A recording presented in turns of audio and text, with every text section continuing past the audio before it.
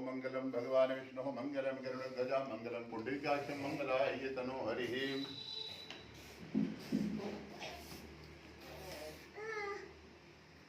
फूल ले लीजिए भगवान। बाबू कब कैमरा में फोटो लेंगे कब? शुभ्रा फोटो नहीं लेंगे।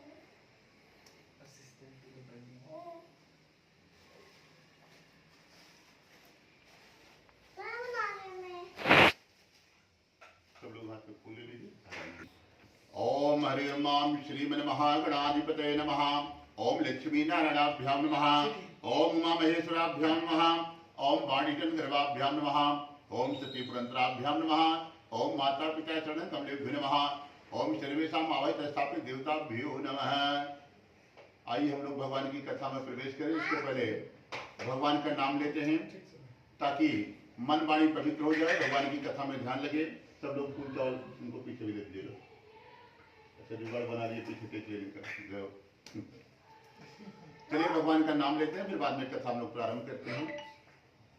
ओम श्रीमन नारायण नारायण नारायण भजमन नारायण नारायण नारायण रामे नारायण नारायण नारायण कृष्ण नारायण नारायण नारायण हरि नारायण नारायण नारायण बद्री नारायण नारायण नारायण जगन्नाथ नारायण नारायण नारायण सत्य नारायण नारायण नारायण।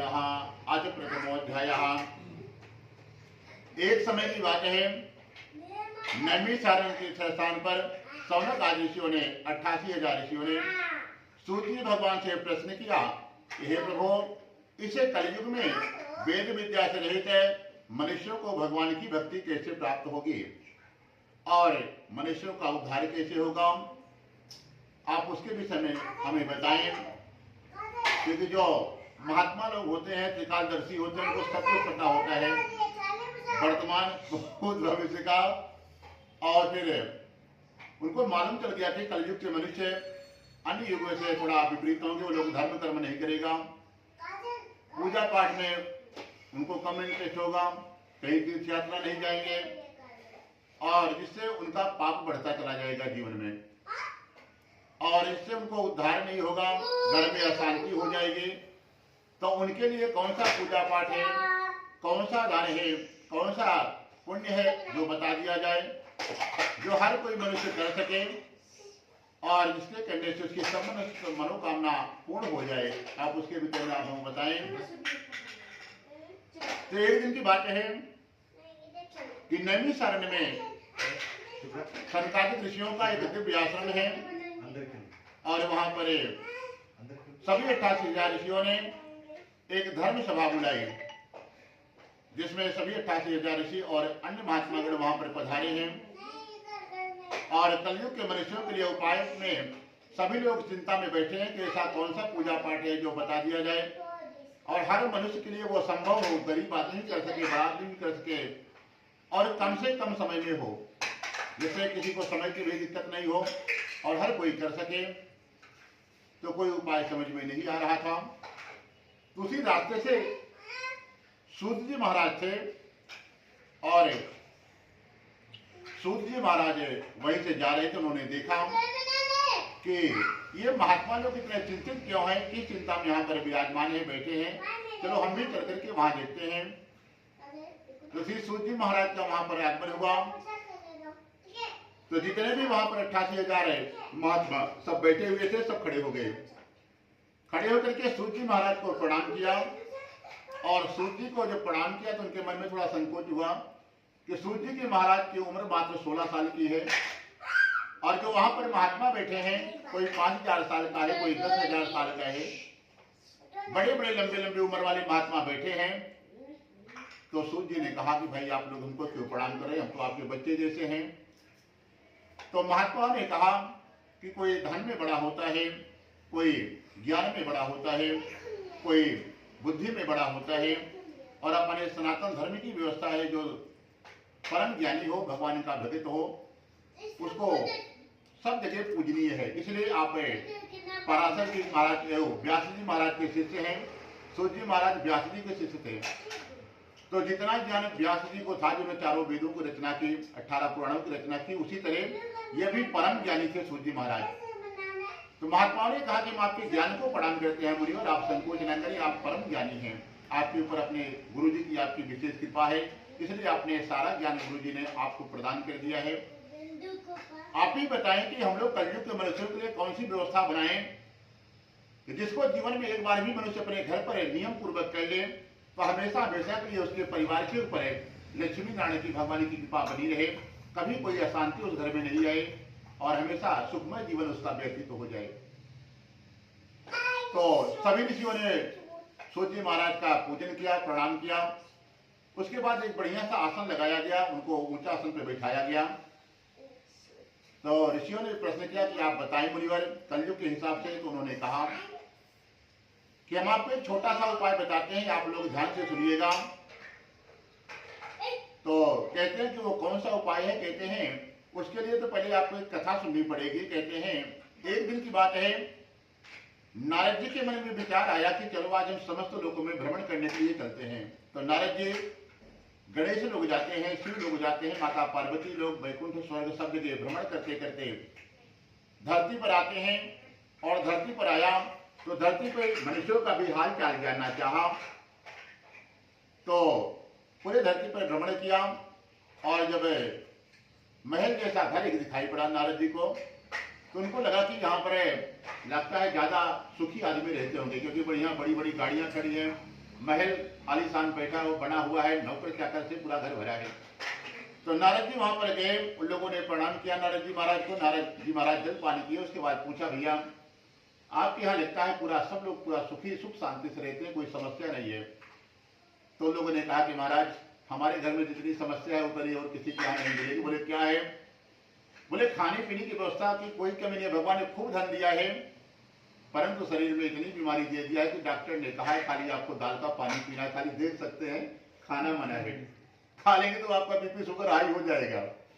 इसलिए हम लोग बहुत दुखी हैं, खाली देखते हैं खाने के लिए सब डॉक्टर मना कर दिया है। नारद जी बड़ी चिंता में, उनको लगा कि ये लोग ज्यादा प्रसन्न है परंतु ये लोग और दुखी हैं।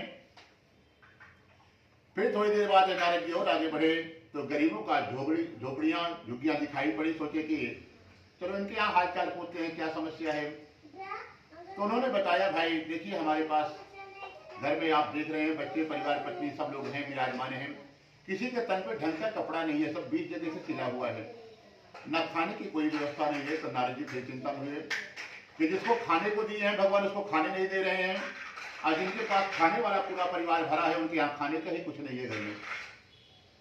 फिर और आगे बढ़े तो उनको महात्माओं के सभा दिखाई पड़ी, काफी साधु संत बैठे थे। उनसे हालचाल पूछा कि महात्मा लोग आप लोग बताएं आप लोगों को क्या समाचार है, कोई दिक्कत परेशानी कुछ है? बोले नहीं महाराज हमको कोई समस्या नहीं है, हम लोग एकदम मस्त है, न शरीर में कोई बीमारी है न कोई खाने का समस्या है, हम लोग खाने का टेंशन लेते नहीं है, भगवान को देना होगा तो दे देंगे, नहीं देना होगा तो कोई बात नहीं, हम लोग खाली भगवान का भजन करते हैं, न कुछ कमाने के काम है न कुछ है, बैंक बैलेंस हमको बनाना है, इसलिए हमको कोई टेंशन नहीं है। टेंशन का मतलब समझते हैं, अंग्रेजी शब्द है टेन मतलब 10, सन मतलब सूरज। एक सूरज की गर्मी कितनी होती है, जेठ के महीने में हो जाए जिसके बाद 10 सूरज दिमाग में जले उसका क्या खराब होगा। और आदमी के जब टेंशन हो जाता है ना तो अंग्रेजी बोलना चालू कर देता है, हिंदी बंद कर देता है, ज्यादा गुस्सा में आता है तो अंग्रेजी में जो भी गाली देना लड़ाई करना सब अंग्रेजी में चालू कर देता है। टेंशन बहुत बेकार चीज है। तो नारद जी ने सोचा कि कोई तन दुखी कोई धन दुखी और कोई मन दुखी और धन भी राहत उदास, थोड़े थोड़े सब दुखी सुखी राम कर दास। जितने महात्मा थे खाली उनको वही सुखी मिले, क्योंकि उनको न पाने की कुछ इच्छा थी न कुछ खोने का गम था, उनको कुछ इकट्ठा करना नहीं है न कुछ रखना है न कुछ पाने की इच्छा थी। तो नारद जी ने जब सबका हाल चाल जाना और बड़े दुखी हो गए। उन्होंने सोचा कि मनुष्यों को संसार वालों को सुखी कैसे किया जाए, इनके दुख को कैसे दूर किया जाए, कोई उनको उपाय नहीं समझ में आया। तो आज नारद जी भगवान वैकुंठ के नारायण के पास विष्णु जी के पास जाते हैं, वीणा बजाते हुए श्रीमन नारायण नारायण का भजन करते हुए आज वैकुंठ धाम पहुंचते हैं। वहां जाकर के नारद जी ने दोनों हाथ जोड़ करके भगवान को प्रणाम किया और कहा कि हे महाराज, आपका ना आदि है ना अंत है, जिसके कारण प्रभु आप सभी मनुष्यों के दुखों को दूर करने वाले हो, ऐसे भगवान को हमारा नमस्कार हो। जब नारद जी ने भगवान को प्रणाम किया तो भगवान ने कहा कि नारद जी, आपके मन में क्या है और आज आपका किस उद्देश्य से यहाँ पर आगमन हुआ है, आप निसंकोच कहिए। तब नारद जी ने कहा कि हे भगवान, आज मैं समस्त लोगों में घूमते घूमते धरती पर गया, वहां जाकर के देखा है जितने भी मनुष्य अनेक योनियों में जन्म लिए हुए हैं, सब अपने अपने कर्मों से दुखी हो रहे हैं। कोई दुखी है तो उसमें अपना खुद का कर्म है, और कोई सुखी है तो अपना कर्म का फल भोगने के लिए यहाँ आया है। जो भी मनुष्य धरती पर जन्म लिए हैं, सब अपने अपने कर्म भोगने के लिए आए हैं, और सब पापी आत्माएं हैं।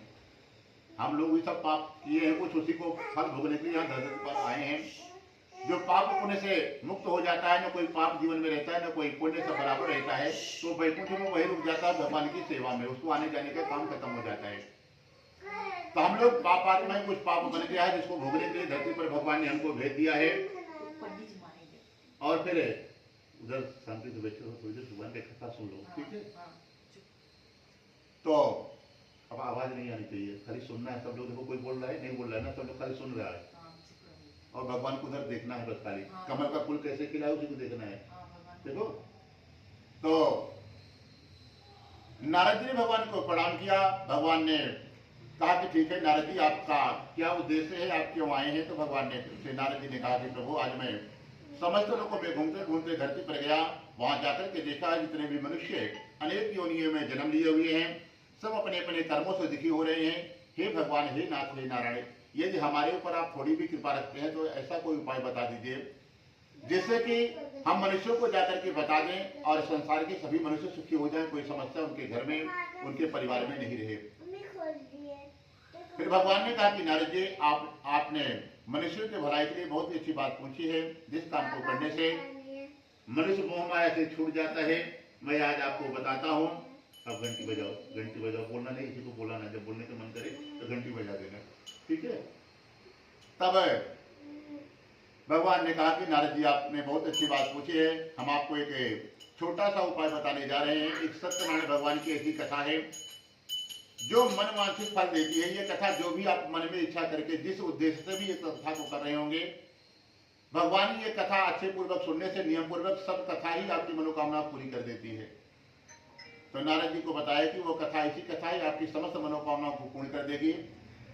आप उसी को हम आपको बता देते हैं, आप जाकर के धरती के मनुष्यों को बता दीजिए, सब लोग कर ले और पूरा संसार सुखी हो जाए। तो नारद जी ने सोचा कि धरती पर इतनी जनसंख्या, हम एक एक मनुष्यों को कैसे जाकर के बताएंगे, इसमें तो हमारा बहुत समय लग जाएगा।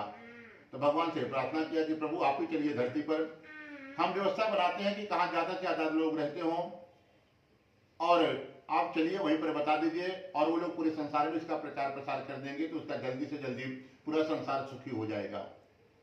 तब तक सुदर्शन जी ने कहा कि हे प्रभु, आप कहाँ जाओगे पता लगाने, आप हमको आदेश दे दीजिए, हमारी गति बड़ी तेज है, हम थोड़ी देर में ही पूरे संसार में भ्रमण करते हैं, और फिर भ्रमण करके आके आपको हम बताते हैं, और प्रभु आप वहां चलिएगा और चल करके आप बता देना, और पूरा संसार के लोग इस पूजन को कर लेंगे। और आज सुदर्शन जी भगवान का आदेश लेकर के धरती पर आए हैं। पूरी धरती पर भ्रमण करते करते नैमी सारण पहुंचते हैं। नैमी सारण का नाम सुना होगा, लखनऊ के पास में सीतापुर जिला है, और वहां पर बड़ा पवित्र स्थान है, गंगा नदी का किनारा है, और महात्मा लोग वहां 88,000 ऋषि रहते हैं। सुदर्शन जी पहुंचे और वहां देखते हैं, उनको वो जगह बहुत अच्छा लगा, क्योंकि 88,000 ऋषि जहाँ महात्मा रहते हो, वहां का वातावरण बड़ा पवित्र था। भगवान का पूजा पाठ, यज्ञ, हवन, कथा हमेशा चलती रहती थी।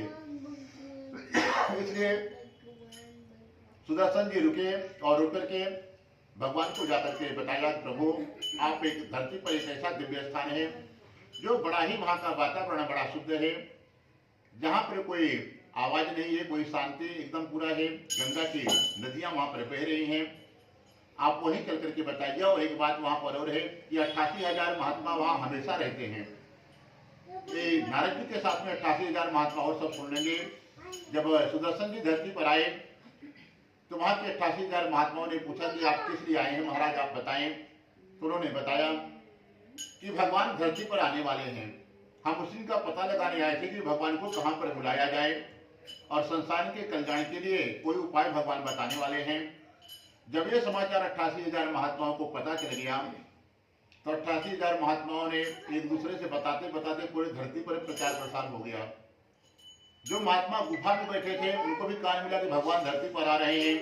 कोई विदेश में, पूरा संसार पर सनातन धर्म ही था, कोई दूसरा धर्म नहीं था। और सब महात्मा पूरे विश्व में रहते थे, जो जहां भी बैठे हुए थे अपने अपने कमंडल उठाए। आवाज नहीं आनी चाहिए, खाली भी सुनना, ठीक है। सारे महात्मा जो गुफा में बैठे थे पूरे विश्व में, सब महात्मा ने अपने अपने कमंडल उठाए और सब नैमी शरण के लिए दौड़ लिए हैं कि भगवान आ रहे हैं, कुछ बताने जा रहे हैं। भगवान का प्रवचन कथा जो भी होगा कहीं हम वंचित ना रह जाएं। और इतनी बड़ी संख्या हो गई कि आज करोड़ों की संख्या वहां पर इकट्ठा हो गई महात्माओं की, और सब लोग इकट्ठा हो गए। और फिर भगवान वहां पर पधारते हैं नारद जी के साथ। तो जितने महात्मा थे सब ने खड़े होकर के भगवान को वहां पर स्वागत सम्मान किया है और भगवान का वहां पर स्वागत सम्मान किया। सबने भगवान का पूजन किया। फिर भगवान को जैसे यहाँ ऊंचा आसन पे बैठाया गया है, एक बढ़िया सिंहासन भगवान के लिए बनाया गया। भगवान को वहां ऊपर सिंहासन पर विराजमान कराया गया और नारद जी सबसे आगे भगवान की कथा सुनने के लिए बैठे हैं। उनके साथ में 88,000 ऋषि और जो करोड़ों की संख्या महात्माओं की, सब लोग एक लाइन से बैठ गए कि भगवान जी क्या चीज धरती के लिए, मनुष्यों के लिए बताने जा रहे हैं, उसको ध्यान से सुनना है। तो नारद जी जैसे आगे बैठे, कुछ महात्माओं ने विरोध किया कि कोई भी यज्ञ पूजा पाठ करना है तो पत्नी का होना जरूरी है, अकेले नहीं करना चाहिए कोई यज्ञ। तो नारद जी सोचे कि हम तो महात्मा आदमी, हम कहाँ से पत्नी लाएं, लगता है हमको लगता है मुख्य जजमान बनने का ये सौभाग्य नहीं प्राप्त होगा। तो महात्माओं से नारद जी ने प्रार्थना किया कि कोई इसका रास्ता आप लोग बताएं कि ताकि हम इस कथा को कर सकें। तो महात्माओं ने कहा कि नारद जी आप चिंता ना करें, ये गृहस्थ मनुष्यों के लिए अनिवार्य है नियम। जो वैराग्य हैं, महात्मा साधु संत हैं, वो अकेले कर सकते हैं पूजा। तो नारद जी आगे बैठे, भगवान विराजमान हो गए। तो नारद जी ने भगवान से प्रश्न किया कि प्रभु जो आप बताने जा रहे हैं संसार वाले उसको किस नाम से जानेंगे। तो भगवान ने कहा कि उसका नाम सत्यनारायण व्रत कथा होगा। फिर नारद जी ने प्रश्न किया उसमें पूजन सामग्री क्या लगेगी।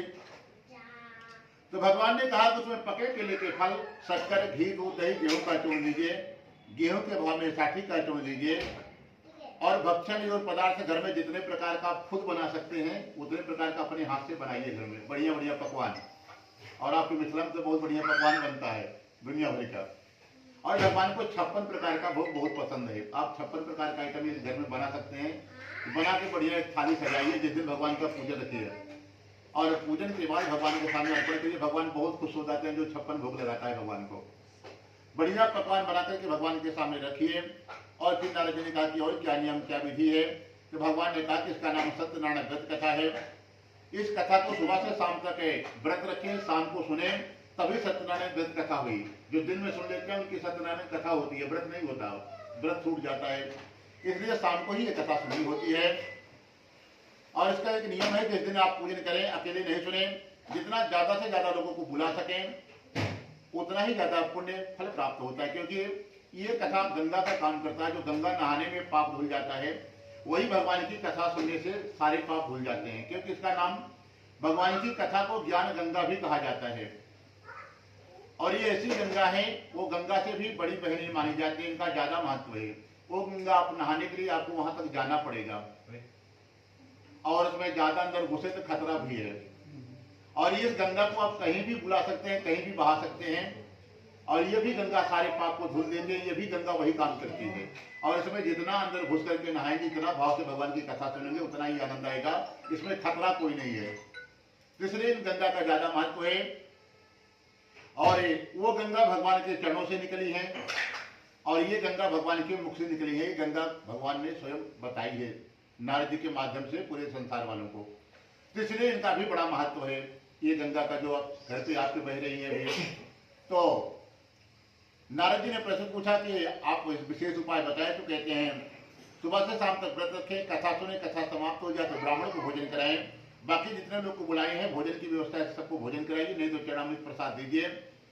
सबको प्रसाद मिल जाए तो मुख्य जजमान को सबसे बाद में भोजन प्रसाद ग्रहण करना चाहिए। और एक नियम और होता है कि आप जिस दिन भी कथा का आयोजन करें, कथा हो जाए भोजन प्रसाद कर लीजिए, फिर जब तक नहीं सोते हैं तब तक भगवान के नाम को लेते रहना होता है, चाहे मन में ही उनका नाम लेते रहें।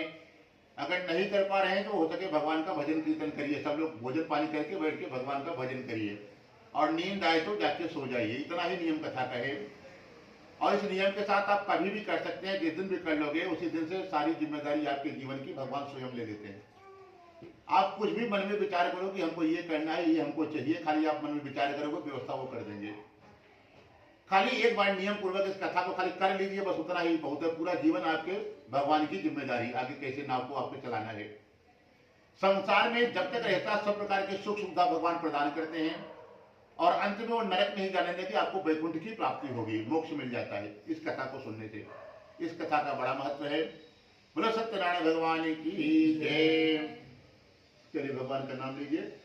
ओम श्रीमन्नारायण नारायण नारायण भजमनि नारायण नारायण नारायण विष्णु नारायण नारायण नारायण हरि नारायण नारायण नारायण श्री नारायण नारायण नारायण द्वारिका नारायण नारायण नारायण जगन्नाथ नारायण नारायण नारायण सत्य नारायण नारायण नारायण सत्यनारायण भगवान की जय। आप दोनों चढ़ा दीजिए और फिर से लीजिए फोटो। आधा द्वितीय अध्याय। तो पहले अध्याय में खाली कथा का महात्म बताया गया है कि कथा का क्या नियम है, क्या विधि है, कैसे सुना जाता है, क्या पूजन सामग्री लगती है, कथा चालू होगी। तो कहते हैं पहले जमाने में एक काशीपुरी नगरी है, काशी हर कोई जानता है। वहां पर एक सतानंद नाम का ब्राह्मण रहता था, और ब्राह्मण का नियम था प्रतिदिन 5 ग्राम भिक्षा मांगते हैं। मिल गया तो ठीक है, नहीं मिला तो खाली पेट पूरा परिवार सो जाएगा। छठवें घर में कहीं मांगने नहीं जाते थे। और ब्राह्मण देवता के पास एक विशेष गुण था कि कोई उनको दान पुण्य करे तो खूब प्रसन्न होकर के आशीर्वाद दें, और कोई उनका अपमान कर दे, धक्का मार करके भगा दे तो उनको भी आशीर्वाद देकर के जाते थे। तुम्हारे घर में भी खूब धन बढ़े, पुत्र पौत्र से दूध दही का सबकी पूरा घर भंडार खाने पीने का सब भरा रहे, कभी कोई समस्या तुम्हारे घर में नहीं हो। और इसी तरह प्रतिदिन का उनका नियम था। तो एक दिन भगवान को बड़ी दया आई कि बड़ा विचित्र ब्राह्मण है, इसके पास न कुछ रहने की व्यवस्था है, न खाने की व्यवस्था है, और फिर भी नियम का पक्का है, कभी हमसे शिकायत नहीं करता कि हमको क्यों नहीं दिए। हर दिन मांगने दिया जाता है, मिल गया तो ठीक है, नहीं मिला तो जंगली फल प्रसाद सब्जी तोड़ करके लाता है, बनाता खाता है, और खाने के पहले भगवान को भोग लगाता है, गौ का हिस्सा निकालता है, और फिर पूरा परिवार खाता है जो कुछ भी है। नहीं मिला तो खाली पेट सो जाएगा। कभी भगवान से भी शिकायत नहीं करता कि भगवान हमको ये चीज दो। भगवान से कभी वो मांगता नहीं था, वो अपना कर्म समझ करके भोगता था कि हमने कुछ अपराध पूर्व जन्म में कर दिए हैं, उसकी वजह से हमको ये दुख भोगना पड़ रहा है, गरीबी हमारे घर में निवास है। भगवान को बड़ी दया है कि बड़ा विचित्र ब्राह्मण है, घर में भी पूजा करता है, हमारे मंदिर भी आता है, परंतु कभी हमसे कुछ मांगता नहीं है कि हमारे पास कपड़े नहीं है, पहनने के लिए कपड़े दिला दो भगवान, खाने की बढ़िया व्यवस्था कर दो, घर दे दो, कुछ नहीं मांगता है। उसको कहते हैं निष्काम भक्ति। और जो मांगने के लिए खाली मंदिर जाता है उसको कहते हैं सकाम भक्ति। और निष्काम भक्ति से बहुत प्रसन्न होते हैं भगवान। आप खाली जाते रहो, भगवान तो स्वयं अंतर्यामी, उनको बताने की क्या जरूरत है कि आपको क्या चाहिए। आपका धर्म है कि खाली आप भगवान की सेवा करते रहो, मांगो मत कुछ उनसे। और जो मांगता है उसको कुछ नहीं मिलता, जो नहीं मांगता है भगवान सब कुछ उसको दे देते हैं, कुछ कमी नहीं रहता जीवन में। परंतु आपको भगवान के चौखट तक हर दिन जाना आपकी जिम्मेदारी है। आप सनातन धर्म में हैं तो अपने घर में पूजा पाठ करिए, जब भी सुबह शाम जब भी आपको समय मिले, आसपास का जो भी मंदिर हो, एक बार भगवान के चौखट तक पहुंच करके सर झुकाइए, प्रणाम करिए, फिर वापस आइए। अपने धर्म में तो उतना नियम का पक्का नहीं है, परंतु जैन धर्म में भी अभी है, चाहे छोटा आदमी हो चाहे बड़ा आदमी हो, मंदिर जाना है जरूरी है। सबका नियम का पक्का होता है, लोग सुबह सुबह जाते ही जाते मंदिर हर दिन। और उनके जीवन में इतना पैसा रहता है ना जैनी मानवारी के पास, पूछिए मत, किसी चीज की कमी भगवान नहीं छोड़ते हैं। खाली आपकी जिम्मेदारी, आपको खाली चौखट तक पहुंचना है, भगवान को हाथ जोड़ के आ जाना, इतना ही काम है बस। तो ब्राह्मण देवता भी वही करते हैं, हर दिन अपने घर पे पूजा पाठ करते हैं, मंदिर जाते हैं, भगवान से कुछ नहीं मांगते, वापस आ जाते हैं। एक दिन भगवान को बड़ी दया है कि बड़ा विचित्र ब्राह्मण है, आज तक कुछ नहीं मांगा है, चलो ना ये कभी हमसे मांगेगा, अब हम ही को चल के कुछ इसके देना पड़ेगा, तभी ये सुखी होगा। तो भगवान आज काशी पधारते हैं, एक महात्मा का भेष बनाया भगवान, और सतानंद के घर भगवान पहुंच जाते हैं। जाकर के पूछा कि हे ब्राह्मण देवता, हम आपको प्रतिदिन देखते हैं, आप प्रतिदिन नगर में भिक्षा मांगने के लिए जाते हैं, आपकी कोई मजबूरी है या आपने कोई संकल्प लिया है कि इतना दिन तक आप भिक्षा मांग करके खाओगे, आप हमें बताएं। तो ब्राह्मण जी ने कहा कि हमारे घर का आप सिचुएशन देख ही रहे हैं, जो घर है बारिश का पानी एक भी बूंद बाहर नहीं जाता, सब अंदर ही आ जाता है। तन पे कपड़े किसी के ढंग के नहीं है, 20 जगह से सबके सिले हुए हैं। तो आप देख करके हालत तो हमारी जानी गए कि हमारे पास क्या व्यवस्था है, हम मजबूरी में भिक्षा मांगते हैं, कोई धन भी नहीं, कुछ बिजनेस व्यापार कर लें, ना हम लोग पढ़े लिखे हैं कि कुछ कर लें, तो ये मजबूरी है कि हम भिक्षा मांग करके परिवार का पालन पोषण करते हैं। महात्मा ने यदि कोई आप इसका उपाय जानते हो कि हमारे घर की सारी परेशानी चली जाए, सुख शांति हमारे घर में भी आ जाए, नारायण की कृपा हो जाए, तो आप हमें अवश्य बताएं। तो भगवान आज महात्मा के भेष में गए हैं, कहते हैं कि ब्राह्मण देवता आप चिंता न करें, सत्यनारायण भगवान की एक ऐसी कथा है जो मन वांछित फल देती है। जो भी आप मन में इच्छा करके इस कथा को नियम पूर्वक एक बार भी जीवन में कर लेंगे, उसकी समस्त परेशानी जिस दिन कथा करते हैं अगले दिन से सारी भाग जाती है घर से। और संसार में जब तक रहोगे ब्राह्मण देवता, तब तक भगवान आपके लिए सारी व्यवस्था, खाने पीने के, रहने की, गाड़ी की सब व्यवस्था करते रहेंगे। आपको खाली पूजा जीवन में एक बार नियम पूर्वक कर लेना है, बस उतना ही है। तब तो ब्राह्मण देवता बड़े प्रसन्न हुए, महात्मा जी देवता कोई बढ़िया उपाय बताएंगे। तो कहते हैं फिर उसका नियम विधि क्या है, कहते हैं सुबह से शाम तक व्रत रखना है। व्रत के बाद भगवान के आप पूजन करिए पंचदेवताओं का, भगवान की कथा को श्रवण कर लीजिए, कथा समाप्त हो जाए तो ब्राह्मण को भोजन करा देना, बाकी जितने लोग को आप बुलाए रहना, सबको हो सके भोजन प्रसाद की व्यवस्था कर देना। भोजन की नहीं करा सकते हो तो जो प्रसाद फल रहेगा वही दे देना, दे के सबको हाथ जोड़ देना। सब लोग चले जाएंगे तो बाद में आप दोनों पति पत्नी भोजन प्रसाद ग्रहण करना। उसके बाद जब तक नहीं सोगे खाली भगवान का नाम लेना है, श्रीमद नारायण नारायण का भजन करना है, बस खाली इतना ही नियम है, ज्यादा कुछ नहीं है। और जब नींद आए तो जाके सो जाना, और इतना कर लोगे तो अगले दिन से ही आपको टेंशन खत्म, भगवान का टेंशन हो जाएगा कि आपको क्या व्यवस्था करें, क्या पहनने के देना है, क्या खाने की व्यवस्था करना है, आपका टेंशन सारा वो ले लेते हैं, फिर उनकी जिम्मेदारी हो गई। तब तो ब्राह्मण देवता बड़े प्रसन्न हुए और महात्मा के सामने हाथ जोड़ के कहा कि इसको हम कल ही करेंगे, अब परसों भी नहीं करेंगे, कल ही करेंगे। भगवान के सामने संकल्प ले लिया और भगवान बताकर के उपाय धीरे से बाहर गए, अंतर ध्यान होकर के बैकुंठ चले गए। अब ब्राह्मण देवता सुबह से शाम हो गई, शाम को जब सोने के लिए गए तो उन्होंने विचार कर रहे हैं कि हमने उस महात्मा के सामने कहीं तो दिया करेंगे, परंतु करेंगे कैसे। इसमें बताया कि फल फूल प्रसाद मिठाई, ब्राह्मण को बुलाइए, कथा सुनिए, इसमें तो पैसा भी लगता है।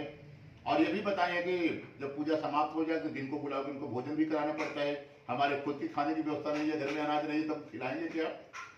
पूरी रात भगवान से रोता रहा, कहता कि हे भगवान, हम आपकी पूजा कर पाए इतनी हमारे अंदर सामर्थ्य नहीं है।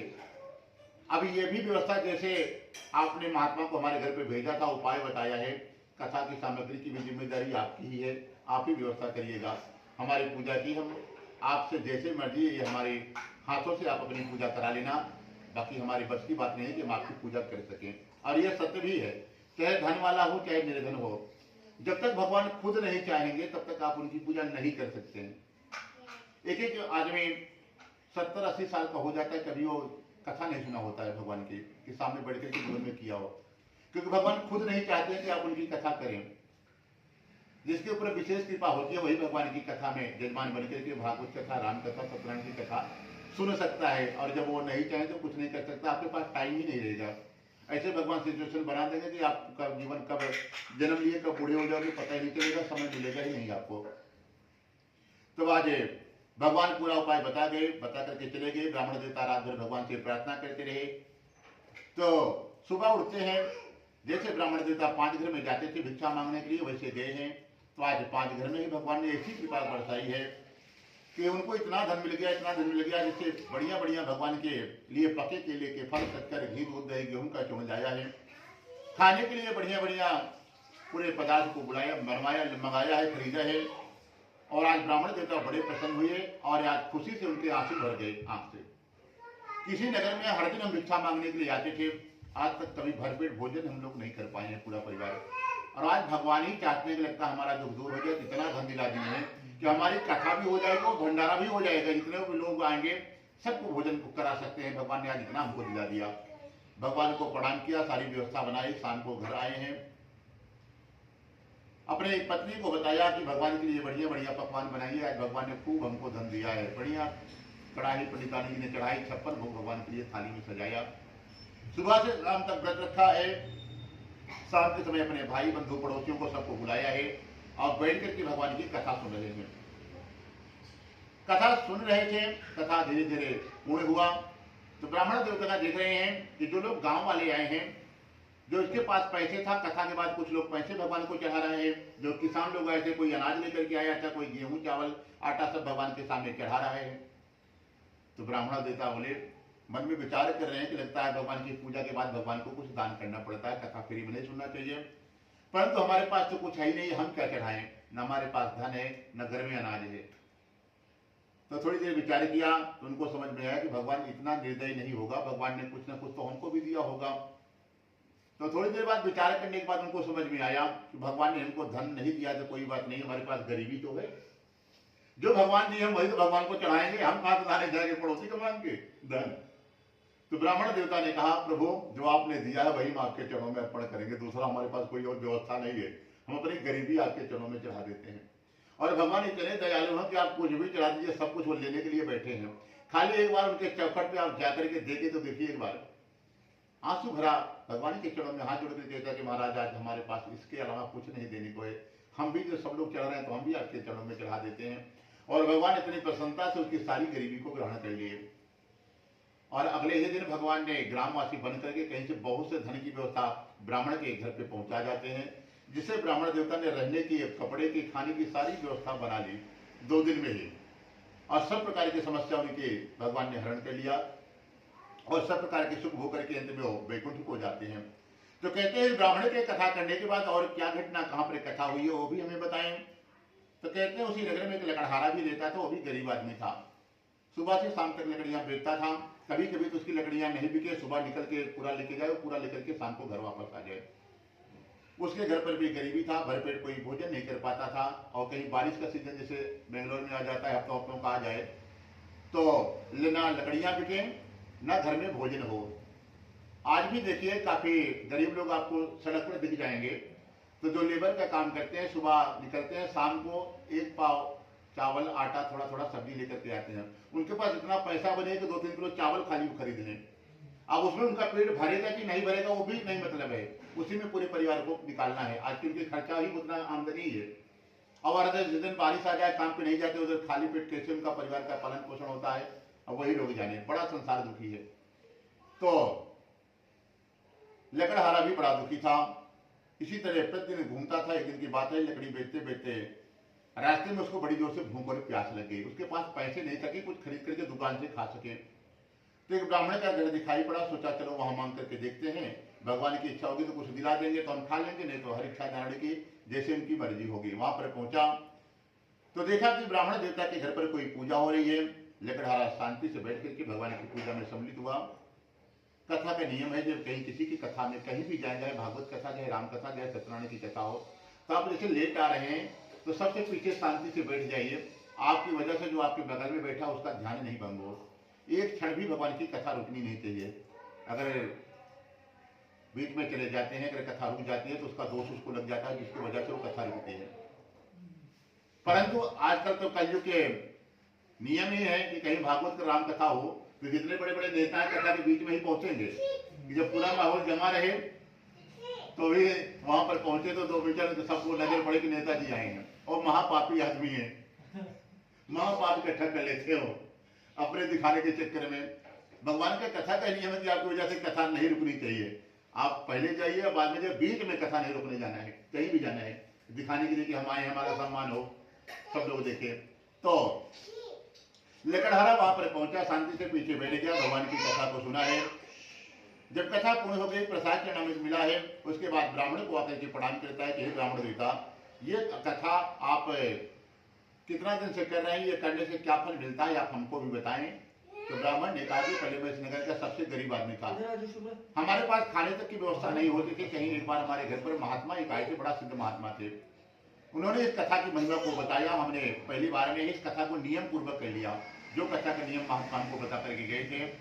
और पहली कथा में ही भगवान ने इतना धन दिला दिया कि आज जो हमारा झोपड़ी था, यहाँ पर ये महल जैसा घर बन गया। और खाने पीने के सुख सुविधा दिखाई पड़ रहा है, सब भगवान ने हमको दे दिया है। और तब से हम हर महीने भगवान को एक बार प्रणाम थैंक यू कर देते हैं, उनके लिए कथा का आयोजन करते हैं। प्रभु आपकी कृपा से ही जो कुछ आज हमको मिला है, जो कुछ इस संसार में है, सब आपकी कृपा से उनका पूजन करते हैं। तब तो आज लकड़हारा बड़ा प्रसन्न हुआ। उसने भी पूरा उपाय विधि नियम पूछा, पूछ करके अपने घर गया, अपनी पत्नी को बताया और उसने भी संकल्प लिया कि हम भी इसको कल करेंगे। अगले दिन जिस नगर में धनवान लोग रहते हैं, ऐसे नगर में आज लकड़ी बेचने के लिए जाता है संकल्प लेकर के। तो भगवान ने ऐसी कृपा कर दी कि आज 1 घंटे में उसकी भी सारी लकड़ियां बिक गई और प्रतिदिन से 4 गुना ज्यादा दाम मिला। 10 रुपए मांगे तो लोग 40 रुपए दे रहा था।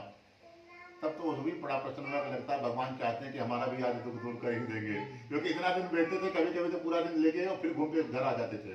और आज 10 मांग रहे हैं तो 40 सब दे रहा है, तो लगता है भगवान ही चाहते हैं कि हमारा भी संकट कट जाए।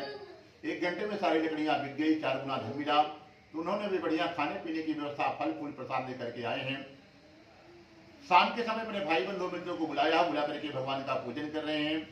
तो उन्होंने भी भगवान से वही प्रार्थना किया कि हे भगवान, आपको देने के लिए हमारे घर पे भी गरीबी के अलावा कुछ भी नहीं है प्रभु।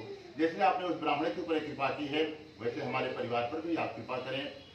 भगवान ने उसके भी सारे संकट को हरण कर लिया है और सब प्रकार की सुख सुविधा प्रदान करके अंत में वो लकड़हारा भी सब प्रकार की सुख भोग करके अंत में वैकुंठ हो जाता है। बोलो सत्यनारायण भगवान की जय।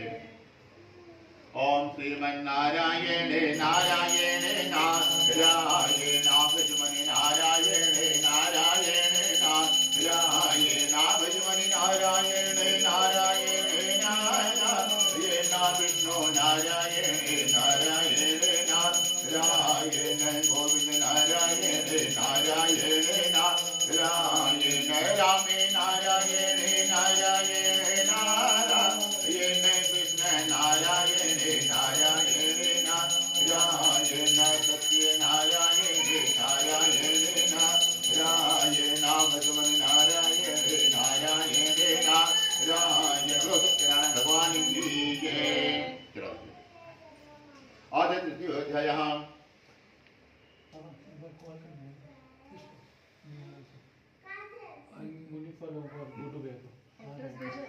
आज तृतीय अध्याय। अब तीसरे अध्याय में राजा की कथा है। जो उल्कम नाम का राजा है, राजा ही बड़ा ही धर्मात्मा है। उसकी पत्नी भी कमल के समान मुख वाली, वो भी सती और सावित्री हैं। राजा का नियम था कि प्रतिदिन अपने घर पर उठता है, भगवान का पूजन पाठ करता है और उसके बाद पूजन करने के बाद आसपास जितने भी उनके राजा के पूर्वजों ने मंदिर बनवाया है, सभी मंदिरों में हर दिन राजा जाता था अपनी पत्नी के साथ और इस नियम के साथ जाता कि हर दिन बढ़िया बढ़िया पकवान घर में बनाता था। राजा बनवा करके रथ में रखता था और नए नए कपड़े लेता था, सूखा अनाज पैसे लेकर के जाता है। तो सर्वप्रथम मंदिर के बाहर जो गरीब लोग बैठे रहते हैं, उन गरीबों की सेवा करता है, उनको भरपेट भोजन कराता है। जिनके तन पर कपड़े नहीं है, फटे पुराने, उनको कपड़े दान करता है, सूखा अनाज बांटता है, पैसे देता है। और राजा रानी सबको प्रणाम करके पूछते हैं अब आपकी क्या सेवा करें, क्या चीज का आपको जरूरत है।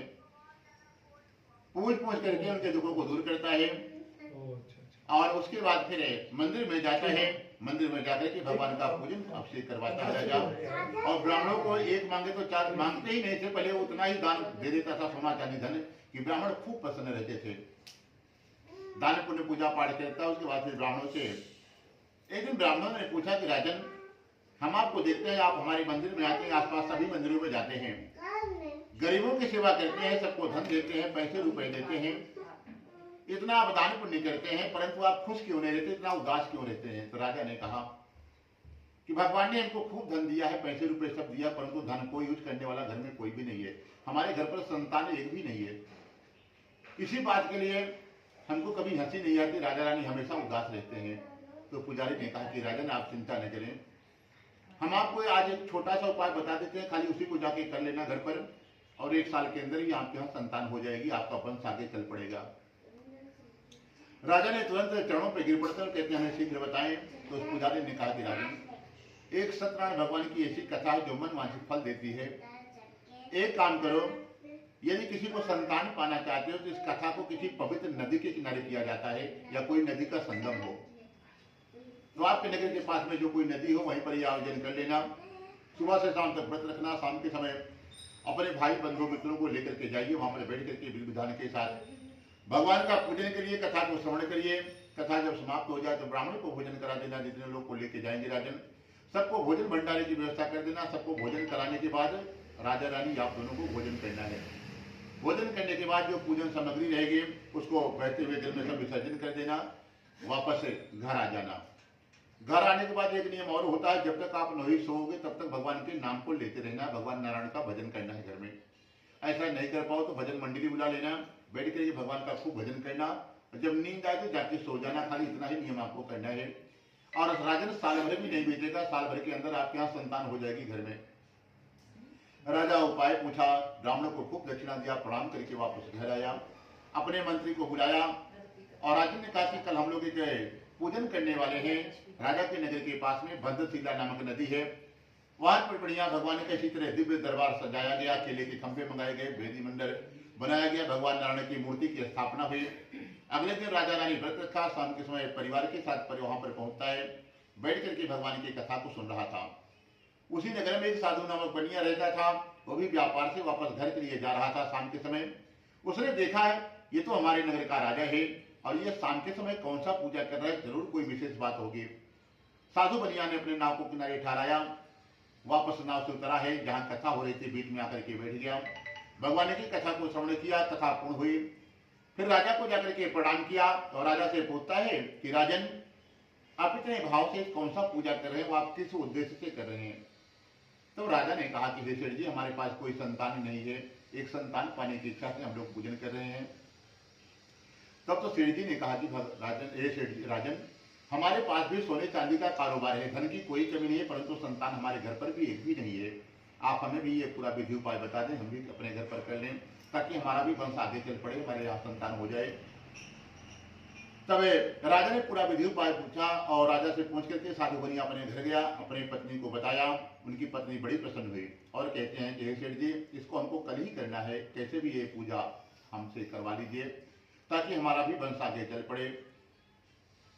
तो सेठ जी ने सोचा, बता तो दिया, परंतु उनको थोड़ा दिमाग में टेंशन आया कि बता दिया, लगता है ये पूजा करना पड़ेगा, इस पूजा में तो पैसा लगता है और हमने धन खर्चा करके जीवन में आज तक धर्म नहीं किया है, खाली कमाया है, पैसा नहीं खर्चा किया धर्म के नाम पे।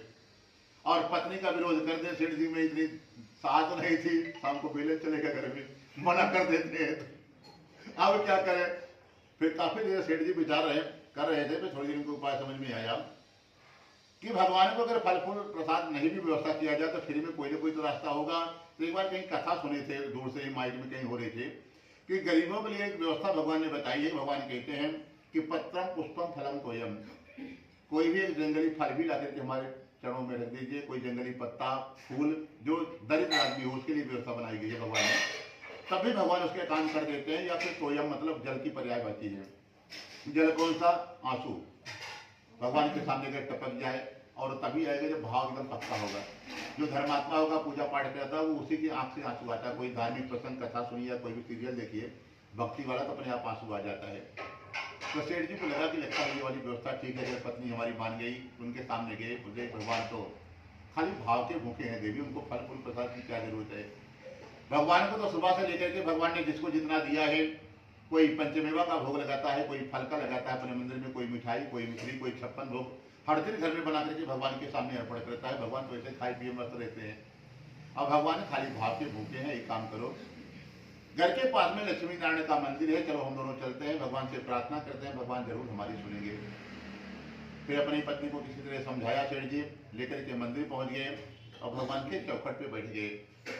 और सेठ जी आज सही से इतने भावुक हो गए कि हे भगवान, हम लोगों का लोग चेहरा नहीं देखना चाहता, निसंतानी का चेहरा देखने से लोग बोलता है पाप लगता है, और हे भगवान एक संतान दे दो, हमारा ये कलंक छूट जाए। और सेठ जी कैसे भावुक हो गए कि असली आंसू आ गया उनको, पूरा आंसू टपक पड़ा चौखट पे भगवान के। सेठ जी को लगा कि अब हमारा काम हो जाएगा। अपनी पत्नी को हाथ पकड़ा, फिर वापस घर लेकर के आ गया। धीरे धीरे समय बीता गया। 1 साल बाद राजा के यहाँ पुत्र का जन्म हुआ है और सेठ जी के यहाँ कन्या का जन्म हो गया। तब सेठानी जी ने कहा कि सेठ जी आप पूजा कर लो, देखो हमारा वंश आगे चल पड़ा है, अब आप पूजा कर लीजिए। सेठानी जी समझा रही है, सेठ जी को लगा कि अब काम हो गया, अब क्या जरूरत है पैसा खर्चा करें फालतू में। फिर कोई रास्ता सोचते हैं, फिर अपनी पत्नी को समझाते हैं। सेठ जी ने कहा देवी रुको आ रहे हैं। बाहर गए, 1 राउंड लगाया दरवाजे पे, फिर वापस घर आए और आकर के अपने पत्नी से कहा कि देवी देखो हमारे परिवार की परंपरा है कि जब बच्चों का शादी विवाह होता है तो हमारे घर में सबसे पहले सत्यनारायण भगवान की कथा करनी पड़ती है, उसके बाद ही विवाह का कार्य आगे बढ़ाया जाता है। और पहले जमाने में बच्चों की शादी बचपन में होती थी, 5 साल 7 साल 9 साल हाईएस्ट उम्र होती थी। आज के 50 साल तक पहले व्यवस्था थी, 50 नहीं 30 साल तक पहले की व्यवस्था थी गाँव में। अभी 30 साल बाद अभी भी परंपरा ये गई है। और ये सनातन धर्म का नियम इसलिए होता था, जब कन्या रजस्वला धर्म में आए उसके पहले उसको दान करने का विधान था, नहीं तो फिर पाप लगता है। उसके पहले 9 साल के अंदर कन्यादान लोग कर देता था। और विदाई जो नहीं करता था, वो 11 साल 15 साल में विदाई करता था, लेकिन कन्यादान विवाह का काम कर देता था वो लोग कि हमको दोष नहीं लगे। और आजकल उल्टा है, पहले तो कन्यादान बाद में होता है, शादी पहले हो जाती है। वो कैसे, जो जयमाल का सिस्टम होता है, जैसे लड़की वर के गले में माला डालती है, शादी उसी टाइम हो गई उसका, उसको बोलते हैं गंधर्व विवाह। उसको वो पुण्य मानता है कि लड़की अपनी मनपसंद का लड़का को ढूंढ करके उसके गले में माला डाल देगी तब भी शादी हो जाती है, मान लिया जाता है कि शादी हो गई। तो पहले वह गंधर्व विवाह होता है, फिर शादी कन्यादान बाद में होता है। तो जब एक कन्या का विवाह हो गया तो कौन सी कन्या दान करोगे, फिर दान करने के लिए दूसरी कन्या की व्यवस्था करना चाहिए माता पिता को। उसी कन्या को जो चीज आपने दान कर दिया फिर उसको वो वापस नहीं ले सकते उससे, वो तो पहले ही दान हो गई, उसकी हो गई, तो आप दान किसको करोगे। इसलिए पहले का नियम था कि पहले कन्यादान कम उम्र में करके फिर बाद में विदाई होता था।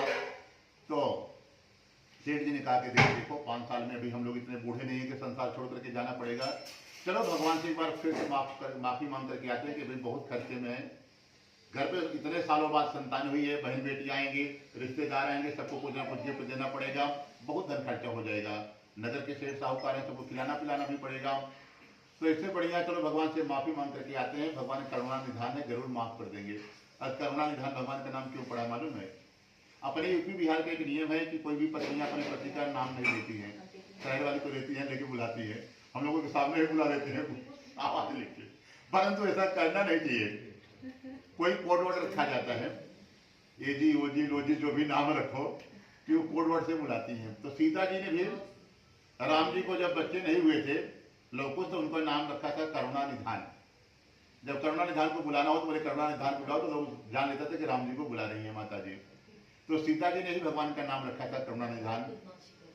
तो सेठ जी ने कहा कि भगवान करुणा के सागर हैं, चलो माफी मांग करके आ जाते हैं। सेठ जी ने अपनी पत्नी को समझाया, मंदिर पहुंचा, भगवान से क्षमा मांगा, प्रभु इस बार माफ कर दो, जो अपनी बेटी का विवाह करेंगे तो उसमें सबसे पहले प्रभु आपको घर में बुलाएंगे, आपका पूजन अभिषेक कर लेंगे, उसके बाद ही अपने बेटी का हम लोग विवाह का कार्य आगे बढ़ाएंगे। भगवान ने माफ कर दिया, वापस घर आ गया। फिर व्यापार करने के लिए सेठ जी चले गए, वापस 5 साल बाद आए तो क्या देखा, अब सेठ जी की बेटी 5 साल की हो गई है, उसका विवाह करना चाहिए। एक दूत को बुलाया, आदेश दिया कि हमारी लड़की के लिए कोई बढ़िया सुंदर लड़का ढूंढ करके लाइए, कोई संपन्न परिवार हो। तो दूत लोग घूमते घूमते कांचनपुर नामक नगर पहुंचते हैं, जो आज हम लोग कलकत्ता के नाम से जानते हैं। पहले गांव था वो, कांचनपुर एक नगर था, शहर था छोटा सा। वहां पर जब उनके दूत पहुंचे तो एक बढ़िया संपन्न परिवार दिखाई पड़ा, बड़ा सुंदर होनहार लड़का दिखाई पड़ा। दूतों को लगा कि सेठ जी की लड़की के लिए उचित वर है, उस लड़के को सेठ जी के पास लाया गया। सेठ जी को भी लड़का पसंद आ गया और सेठ जी अब शादी की तैयारी कर रहे हैं। नगर के जो सब बढ़िया कैमरामैन बढ़िया वाला बुलाया गया, कैटर बुलाया गया, टेंट हाउस वाला, सबको बढ़िया बढ़िया सेठ जी ने सबको व्यवस्था बनाई, डेट फिक्स कर दिया गया। अब आज शादी की तैयारी हो गई, अब शादी होने चल रही है। तो शादी में भी सभी देवताओं का आवाहन किया जाता है, सभी देवता लोग बुलाए और सेठ जी भगवान का पूजा करना भूल गए। उनको याद ही नहीं था कि हमारे परिवार की कोई परंपरा है कि जब तक भगवान की कथा न हो जाए तब तक विवाह का कार्य नहीं बढ़ाया जाता है। या हमने भगवान को मंदिर में जाकर के वचन देकर के आए हैं कि बेटी की विवाह हम तभी करेंगे जब भगवान का पूजन अभिषेक घर में कथा कर लेंगे तभी करेंगे। आज भगवान दुखी हो गए। देखो इस बनिया को हमको जितने जितने बताते बताते कि आज करेंगे कल करेंगे, आज कई साल 5 साल बीत गया, विवाह का भी समय आ गया और हमारा पूजा नहीं किया और आज के बाद ये कभी करेगा भी नहीं। इसका काम है शादी तक की था, शादी भी होगी तो कभी नहीं करेगा। भगवान दुखी हो गए। शादी में सब देवताओं को बुलाया गया, भगवान भी आए, क्योंकि गणेश गौरी नवग्रह 5 देवताओं का पूजन करना पड़ता है। वेदी मंडप पे जो चौक में कलश वगैरह रखा जाता है। भगवान सेठ जी के वैभव को देख रहे, देखो कैटर भी बढ़िया वाला है, कैमरामैन भी बढ़िया वाला है, खाने पीने की सब व्यवस्था इसने बनाई है और हमारे लिए इसके पास पैसे नहीं है। और लक्ष्मी को हमने इनके घर में भेजा है, क्योंकि लक्ष्मी जी पतिव्रता स्त्री हैं। भगवान अगर नहीं भेजेंगे तो किसी के घर में एक क्षण भी नहीं रुकती है, बिना भगवान को नहीं रह पाती है। भगवान कहते हैं कि जाओ देवी उसके घर पे इतना दिन वास करो, तभी वो लक्ष्मी जी रुकती है। भगवान ने कहा देखो हमारा ही दिया हुआ धन है, हमने भी लक्ष्मी जी को भेजा है और आज हमारे लिए इसके पास टाइम नहीं है, पैसे नहीं है। शादी का कार्य बढ़िया सा हुआ, भगवान बैठे रहे, आशीर्वाद दिए। उसके बाद विसर्जन किया जाता है, सब देवता आ जाए। जब भगवान जाने लगे तो लक्ष्मी जी को बुलाया, कहा देवी इसके घर में रहने का काम नहीं है, चलो हम चलते हैं, तुम भी चलो इसके घर से। लक्ष्मी जी का हाथ पकड़ा, भगवान लेकर के बैकुंठ चले गए। शादी के कार्य संपन्न हुआ। सेठ जी ने 1-2 दिन रहा, लड़का एक ही लड़की एक ही थी, तो लड़का घर जमाई बन करके वहीं रुक गया। फिर बाद में हिसाब किताब लगाया था, सेठ जी को लगा कि बहुत धन खर्चा हो गया है, चलो फिर से व्यापार को बेटा प्रारंभ किया जाए। तो जमाई को बुलाया और नाम में सोना चांदी रखा व्यापार करने के लिए। आज सेठ जी कहाँ जा रहे हैं? रत्नपुर नगर, जो आज हम लोग रत्नागिरी के नाम से जानते हैं। पहले वो एक रत्नपुर गांव था, नगर था, लेकिन आर्थिक नगरी व्यापार की आज कई साल पहले से ही हुआ था। तो वहां पर पहुंचा सेठ जी, जमाई के साथ बढ़िया कारोबार, 2-3 दिन धंधा किया, अच्छे से कमाया। भगवान को लगा कि इस बनिया को हमने श्राप तो दिया है कि अब इसको दुख मिलेगा, परेशानी होगी, परंतु ऐसे तो आएगी नहीं, हमको कुछ चक्कर चलाना पड़ेगा। क्योंकि भगवान 6 चीज अपने पास में रखे हैं, हानि, लाभ, जीवन, मरण, यश और अपयश। किसको व्यापार में हानि कराना है, किसको लाभ कराना है, किसको समाज में सम्मान देना है, किसका अपमान कराना है, और किसको दुख देना है, सुख देना है, सब भगवान 6 चीज अपने पास में रखे, वो किसी को नहीं दिए। तो भगवान ने सोचा कि इस बनिया को तो श्राप दिए, फलीभूत कराएं। तो वहां पर एक दिन क्या किया, जिस राजा के नगर में व्यापार कर रहा था उसका नाम था चंद्रकेतु। भगवान ने सोचा इस राजा के घर में चोरी कराते हैं और फंसाते हैं इस बनिया को। भगवान ने कुछ माया से चोर बना दिया, राजा के घर पर आज चोरी करा दिया है। चोर धन लेकर के राजा का भाग रहे थे, पीछे से भगवान ने सिपाहियों को भी खबर कर दिया कि तुम्हारे राजा के यहाँ चोरी हो गई है। और जिधर चोर जा रहे थे उधर भगवान ने इशारा करके अपना भेष बदल दिया फिर से। अब चोर को दौड़ा लिए सिपाही लोग। चोरों को लगा कि अब धन लेकर के भागते हैं तो पकड़े जाएंगे, पहले धन छिपा करके कहीं जान बचाएं। तो जंगल में भाग ही रहे थे तो चोरों को एक नाव दिखाई पड़ी और उसी नाव में चोरों ने जितना राजा का धन लिया था सब उसी में छिपा करके सब इधर उधर जंगल में भाग गए। और नाव की साधु बनिया के समुद्र के किनारे आराम से सो रहा था, जमाई के साथ खर्राटे ले रहा था और चोर सिपाहियों को नहीं दिखाई पड़े। और थोड़ी देर बाद देख रहे हैं कि 2 आदमी कोई सो रहा है। तो सिपाहियों को लगा कि यही दोनों चोर हैं। लगा कि हम भाग नहीं पाएंगे तो जानबूझ कर सोने का नाटक कर रहे हैं, चोर यही दोनों हैं, क्योंकि इस घनघोर अंधेरी रात में जंगल में और कौन सोएगा। तो जैसे सिपाही पहुंचे वैसे डंडों से लातों से सेठ जी का सेवा करना चालू कर दिया, खूब धड़ाम धड़ाम मारना चालू कर दिया। फुटबॉल की तरह सेठ जी की धुलाई हो रही है, धड़ाम धड़ाम। अब सेठ जी खड़े हुए बोले हम इतने बड़े सेठ थे कलकत्ते के, और आज तक हम जिस सभा में जाते थे लोग कुर्सी छोड़ करके प्रणाम करता था, सेठ जी राम राम आइए बैठिए, ये कौन सी आज हमारी सेवा हो रही है। सेठ जी खड़े हुए चक्कर से रात में कोई मारने लगा, नींद में से हाथ जोड़ रहे हैं, प्रभु आप लोग क्यों मार रहे हो, हम इस नगर के सेठ हैं, बहुत बड़े व्यापारी हैं। परंतु कोई बात उनको मानने को तैयार नहीं है। जा पर कृपा राम की हुई, ता पर कृपा करे सब कोई। जब तक भगवान का आशीर्वाद आपके ऊपर है, सर पे हाथ है उनका, तब तक आप कहीं भी जाएंगे आपको सम्मान मिलेगा, इज्जत मिलेगी, धन मिलेगा, सब कुछ मिलेगा। और जिस दिन भगवान अपनी कृपा खाली हटा ले, बस और कुछ नहीं करे, आपके पास धन भी रहे कोई बात नहीं, लेकिन इज्जत एक पैसे की नहीं होगी। खाली उनके जो सोचते हैं कि आप हमारी इज्जत हो रही है, नहीं, भगवान की आपके ऊपर कृपा है। भगवान की थैंक यू करिए कि प्रभु आपकी वजह से मान सम्मान इज्जत धन जो कुछ भी है सब आपकी कृपा से है। क्योंकि लक्ष्मी सिर्फ नारायण की है, जिसके घर में है उसी का इज्जत सम्मान है, वो नहीं है तो कुछ नहीं है। लोग उसको पागल समझता है जिसके पास धन नहीं है ना, कितना भी ज्ञान बुद्धि आपके पास हो, आप बोलोगे तो हंसी उड़ाएगा लोग। और कोई बढ़िया सा फैशन मेकअप पे चलोगे ना तो सब कहेंगे पागल है, और बड़ा आदमी जहाँ जो करे कोई टेंशन नहीं, वो सब फैशन है।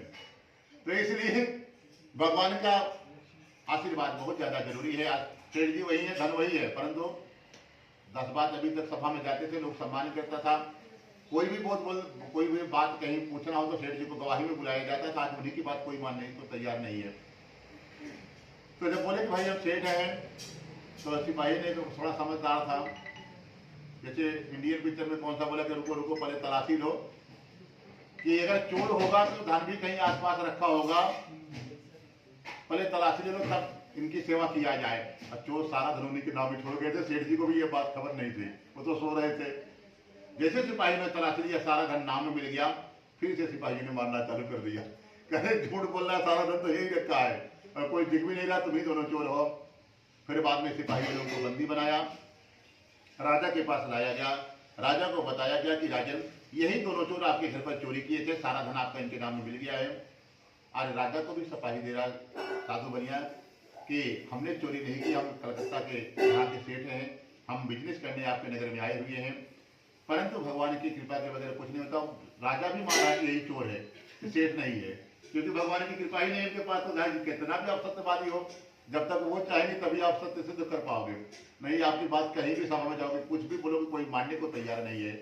आज साधु बनिया रोने लगा कि कौन सा अपराध हो गया कि हम वही सेठ है, वही सब कुछ है, वही इंसान है, वही धन दौलत है, परंतु एक भी बात हमारी मानी नहीं जा रही है। राजा क्रोध में बोला कि इसको तुरंत कठिन से कठिन कारावास में डाल दिया जाए, इसका सारा धन तुरंत छीन लिया जाए। सारा धन छीन लिया गया, उसके बाद जेल में डाल दिया गया। और अगले दिन क्या हुआ, जो घर पर ये गोडाउन में सोना चांदी, घर पे खाने पीने का सामान था, भगवान ने वहां भी चोरी करा दी, सारा घर से भी चला गया।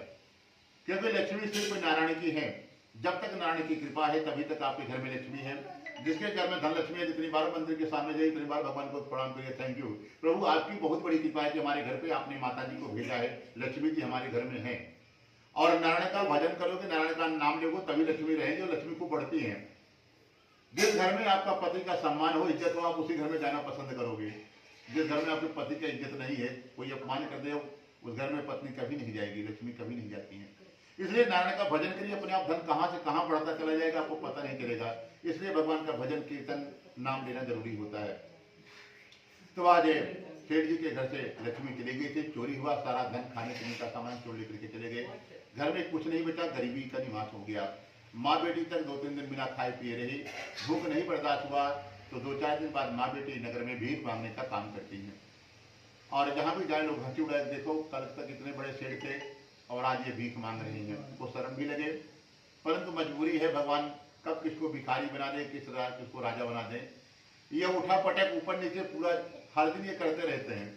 आज जिस दिन भी धन का अहंकार आ गया या कहीं कोई जरूरतमंद आया, आपने नहीं दिया, या भगवान भी कभी परीक्षा ले सकते हैं आगे, आपने अपमान करके डांट करके भगा दिया, तो जीव रूप में भगवान ही सबके अंदर बसे हुए हैं। आपको लगता है भले वो ये आदमी है जो भिखारी मांगने वाला, परंतु जीव रूप में भगवान ही उसके अंदर है। आपने उसका सम्मान कर दिया तो भगवान प्रसन्न होते हैं। भगवान हर क्षण अंदर बैठ करके सब कुछ देख रहे हैं, आपका हमेशा सब कर्म भगवान नोट कर रहे हैं। आप क्या करें, आप कैसे भी वो परीक्षा दिवा सकते हैं, खुद भी लेने आ सकते हैं। इसलिए हमेशा सावधान रहना है कि किसी का अपमान हो नहीं जाए, छोटा आदमी हो जाए, बड़ा आदमी हो, कोई भी हो, सबका सम्मान करना है। तो भगवान का ही सम्मान जीव रूप में भगवान सबके अंदर है। तो माँ बेटी भिक्षा मांग रही थी। एक दिन की बात है कि साधु की बेटी भिक्षा मांगते मांगते नगर से कुछ दूर चली गई, वापस थोड़ा भिक्षा मांगते मांगते पहुंची तो एक ब्राह्मण के यहाँ कथा हो रही थी। ये कथा जैसे यहाँ शाम को होती है वैसे हो रही थी, वहां बैठ गई, कथा सुना। कथा के बाद प्रसाद चढ़ाने लेकर के वापस आई तो थोड़ा रात हो गया। आज उनकी माँ बहुत डांट रही, करे बेटी तेरे दिमाग में क्या चल रहा है, अभी तक तो शाम को वापस आ जाती थी, इतना रात कैसे हो गया। तो उसने कहा कि हे माता, एक ब्राह्मण के यहाँ भिक्षा मांगने के लिए गई थी, वहां पर भगवान की कथा चल रही थी। कथा में ये बताया गया है जब भी आप सम्मिलित हो जाए भगवान की कथा में, जब तक भगवान का चरणामृत प्रसाद न मिल जाए वहां से बीच से उठ करके नहीं जाना चाहिए, नहीं कुछ न कुछ दुर्घटना अशुभ समाचार उसी दिन उसके परिवार के ऊपर आता है, समाचार आता है। इसलिए माता हम लोग पहले से पूरा परिवार इतने दुखी है, इसलिए वहां से नहीं आई। जब अपनी माता को बताया तो उनकी माँ को याद आ गया कि हाँ बेटी, तुम्हारे पैदा होने के पहले से भी तुम्हारे पिता ने हमने संकल्प लिया था कि भगवान का पूजन करेंगे। आज तक हम लोगों ने भगवान का पूजन नहीं किया, कहीं भगवान तो नहीं नाराज हो गए? क्योंकि इतना बड़ा सेठ साहूकार जिसके पास सोने चांदी का कारोबार फैक्ट्री हो, आज नगर में भीख मांगे, ये साधारण बात नहीं है। लगता है भगवान ही नाराज हो गए। चलो जो कुछ हो गया हो गया। कल बेटी हम भी तुम्हारे साथ चलेंगे भिक्षा मांगने के लिए, जितना धन मिलेगा उसी से छोटे रूप में एक बार भगवान का घर पर पूजन करके उनसे क्षमा मांग लेते हैं। अगले दिन माँ बेटी निकलती हैं, भगवान के पूजन का संकल्प लिया और 1 घंटे में बहुत सा धन मिल गया, जिससे भगवान के लिए बढ़िया बढ़िया पके केले के फल, शक्कर, घी, दूध, दही, गेहूं का चूर्ण लाया है। भगवान के लिए प्रसाद घर में बनाया है। सुबह से शाम तक नगर वासियों को बुला करके भगवान का पूजन कर रही हैं। पूजन करते समय भगवान के सामने संकल्प लेते हैं कि हे भगवान, मुझसे या मेरे परिवार में किसी से यदि आपका अपराध हो गया, हमारा पति, बेटी, हमसे या किसी से भी, तो हम सबकी तरफ से आज आपसे हम क्षमा मांग रहे हैं प्रभु, हमारे अपराध को क्षमा किया जाए, क्योंकि हम लोग अज्ञानी मनुष्य हैं प्रभु। और एक काम करना प्रभु, जब से हमने अपने बेटी का विवाह किया है तभी से कुछ न कुछ परेशानी, संकट हमारे घर पर बना हुआ है और हमारा पति और जमाई भी ना मालूम आज कई वर्ष बीत गया है। और लोग किस नगर में कहाँ पर चला गया है, जिंदा है कि नहीं है, वो भी कोई खबर हमको नहीं है प्रभु। और आपको हर जगह घट घट में बात करते हैं प्रभु, आप सब जगह रहते हो। एक काम करो, हमारे पति जमाई को एक बार घर भेज देना और हमारी समस्या को, आप सभी परेशानी को दूर करें प्रभु। हम आपसे क्षमा मांगते हैं, कोई अपराध हो गया है तो। भगवान उस पूजा से प्रसन्न हो गए और पूजा के बाद विसर्जन किया गया कि जो जहाँ से देवता हैं सब लोग जाएं। सभी देवता अपने अपने धाम को चले गए। भगवान विष्णु वैकुंठनाथ जा करके जहाँ पर साधु बनिया जेल में बंद था, आज भगवान वहां पर रथपुर नगर पहुंचे। वहां का राजा चंद्रकेतु जब रात को सोया है, भगवान ने उसको दर्शन दिया है। दर्शन देकर के कहा कि हे राजन, जिन दोनों वैश्यों को आपने बंदी बनाया हो वो दोनों बहुत बड़े व्यापारी हैं, उनको सुबह होते ही छोड़ देना। आपने गलती से उनको जेल में डाल दिया है और छोड़ना ही नहीं है, एक आपने अपराध कर दिया है, निर्दोष होने के कारण भी आपने उनको जेल में बंद कर दिया। चोर कोई और था, आपके यहाँ चोरी किया था और वो धन लेकर के भाग रहा था, आपके सिपाहियों के डर से इनके नाम में सोना चांदी छोड़ करके भाग गया।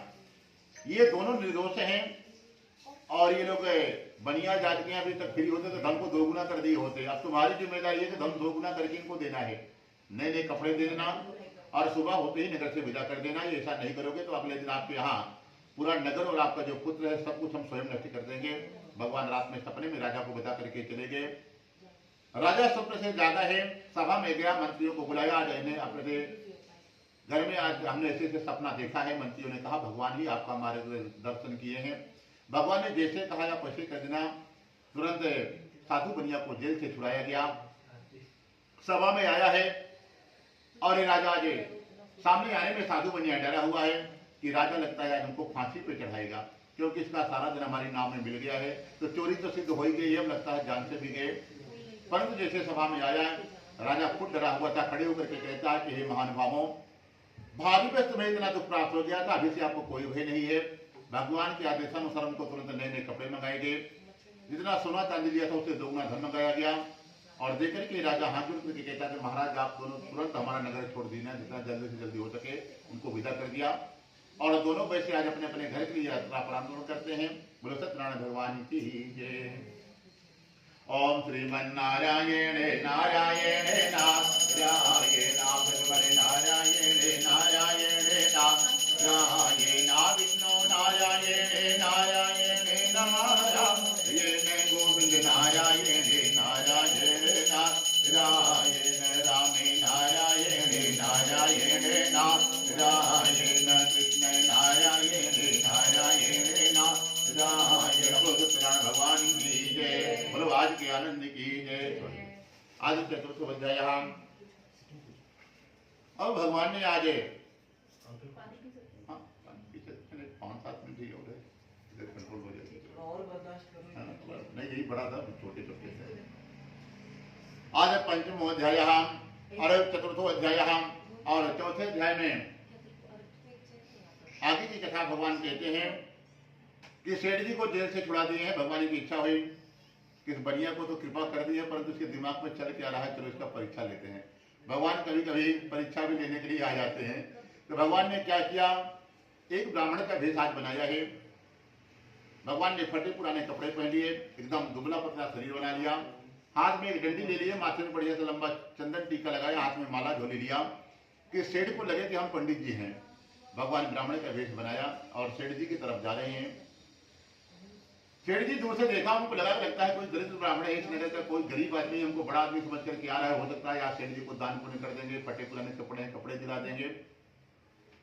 परंतु सेठ जी कहते हैं महाकंजूस है, इनको हमारे विषय में पता नहीं, लगता है पंडित जी को हमारे पास भाग के आ रहे हैं, हम फूटी कौड़ी इनको देने वाले हैं, बिना मतलब के ही आ रहे हैं। भगवान धीरे धीरे पहुंचे और सेठ जी की तरफ अचानक से प्रकट हो गए। प्रकट होकर के पूछा कि सेठ जी आपकी नाव में क्या रखा हुआ है? भगवान जिसको जो देते हैं वही परीक्षा लेते हैं, बाकी भगवान से कोई मतलब नहीं है। तो भगवान ने धन दिलाया था, सोचे पूछते हैं, देखते हैं बढ़िया क्या बताता है। जैसे भगवान ने पूछा तेरी नाव में क्या रखा हुआ है, सेठ जी बड़े जोर से गुस्सा आया, ये दरिद्र आदमी है, इसके पास कुछ है नहीं, ये हमसे पूछ रहा है क्या नाव में रखा है। बोले अरे ब्राह्मण क्यों पूछता है, क्या धन लेने की इच्छा है? मेरी नाव में बेल पत्ता भरा हुआ है। भगवान ने कहा जा तुम्हारा ही वचन सत्य हो जाए, जो तू बोल रहा है तुरंत, और तुरंत बेल पत्ता सब हो गया। सेठ जी को नहीं खबर है। फिर भगवान ने कहा सेठ जी हमको तुमसे मांगने के लिए नहीं आए थे, हम सिद्ध ब्राह्मण है, साधारण ब्राह्मण नहीं है। हम तुमको ये सोच बता देने के लिए आए थे कि आप बता दो कि तुम्हारे नाम क्या रखा है, तो आशीर्वाद दे दे 10 गुना बढ़ जाए।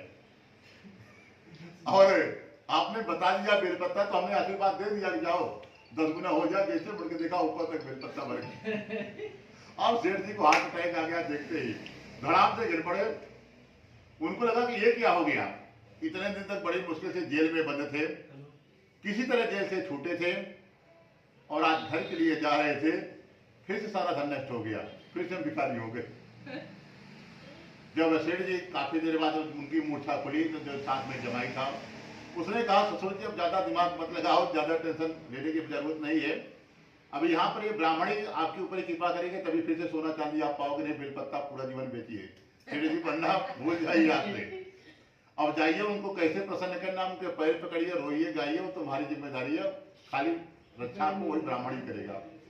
भगवान थोड़ी दूर आगे गए, एक पत्थर था वहां पर बैठ गए और माला झोली लेकर के अपना ओम नमः शिवाय करने लगे, क्योंकि भगवान रातों दिन ओम नमः शिवाय करते हैं और भोले बाबा सीताराम सीताराम एक दूसरे को अपना भगवान मानते हैं।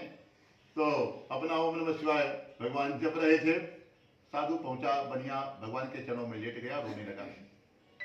जब चरणों में भगवान के लेटा तो भगवान को पहचान गया। भगवान कितना भी भेष बदल लें, शरीर हाथ पांव मुंह बदल लेते हैं, कभी चरण नहीं बदलते हैं भगवान। इसलिए भगवान के चरणों की पूजा होती है। जब चरण देखा तो वे शंख चक्र पदा गदम गदा वगैरह सब कुछ बना हुआ था। समझ गया ये भगवान नारायण है, हमारी परीक्षा लेने के लिए आए थे। भगवान को कहता है कि महाराज हम आपको पहचान गए, आप कौन है? हम अज्ञानी मनुष्य हैं, हमारे ऊपर आप रहम करिए। आपकी माया तो ब्रह्मा आदि नहीं जान पाते देवता, तो हम कैसे जान पाएंगे? प्रभु मेरी रक्षा करें। बार बार साधु बनिया रो रहा है। तो भगवान ने कहा कि ठीक है तुमको क्षमा कर देते हैं, परंतु आज के बाद कोई ब्राह्मण साधु महात्मा या कोई दीन दुखी तुम्हारे शरणागति आए कुछ मांगने के लिए, तो तुम्हारे पास है तुम मदद कर देना, नहीं है तो जैसे आज हमको आपने डांटा है, खाली हमने पूछा है, मांगे होते तो ब्राह्मण समझ के 2-3 थप्पड़ा दे भी दिए होते। खाली हमने पूछा था तो इतने जोर गुस्सा करके डांट दिए कि दरिद्र ब्राह्मण की औकात कैसी हमसे पूछने की, और कहीं मांग लेते तो आज हमारी दुर्दशा भी हो जाती, भले हम भगवान थे। तो इसलिए आज के बाद ये सब घमंड छोड़ देना, अहंकार नहीं आना चाहिए, क्योंकि ये लक्ष्मी सिर्फ हमने तुम्हारे यहाँ भेजा है तब ये तुमको मिली है, और फिर नष्ट कर दिया, फिर 2 मिनट में बेलपत्ता हो गया। ये सब हमारा खेला है। इसलिए आज के बाद कोई दीन दुखी परेशान आत्मा कोई भी जीव तुम्हारे पास जाए तो उसकी रक्षा कर देना, नहीं देना है तो हाथ जोड़ लेना, परंतु उसको डांट करके मत भगाना, अपमान नहीं करना है। अपमान करते हो तो जीव रूप में हम ही सबके अंदर विराजमान है, हमारा ही अपमान करोगे तुम। साधु बनिया भगवान से क्षमा मांगा कि आज के बाद ऐसा अपराध जीवन में कभी नहीं होगा। कभी भी साधु ब्राह्मण महात्मा दीन दुखी हमारे पास आएगा तो जरूर आज से मदद करेंगे, खाली हाथ हमारे दरवाजे से कोई नहीं जाएगा।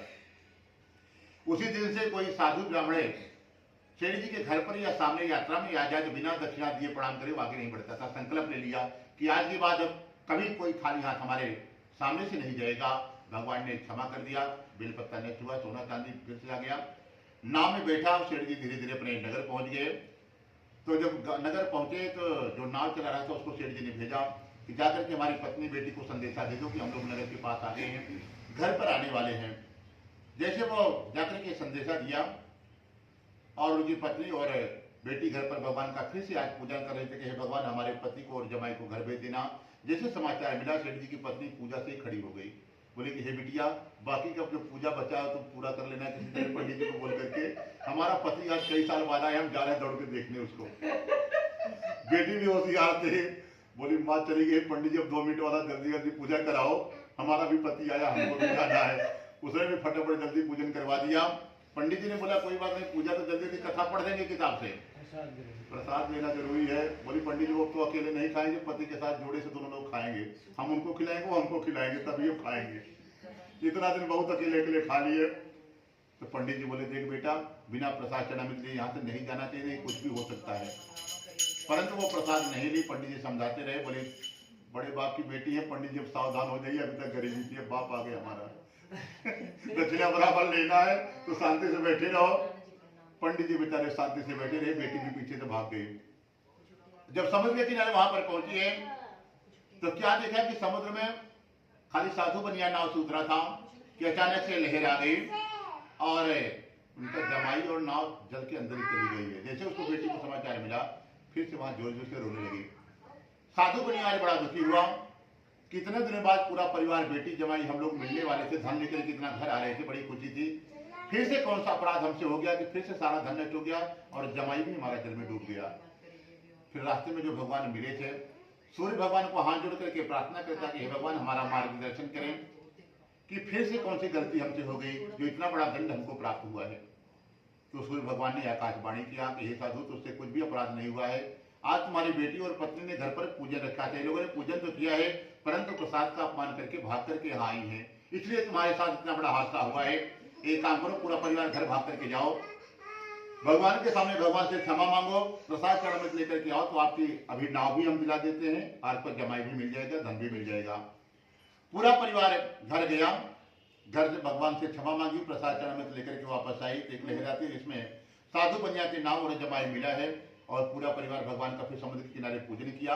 पूजन करके सब लोग अपने अपने घर गए। बोलो सत्यनारायण भगवान की जय।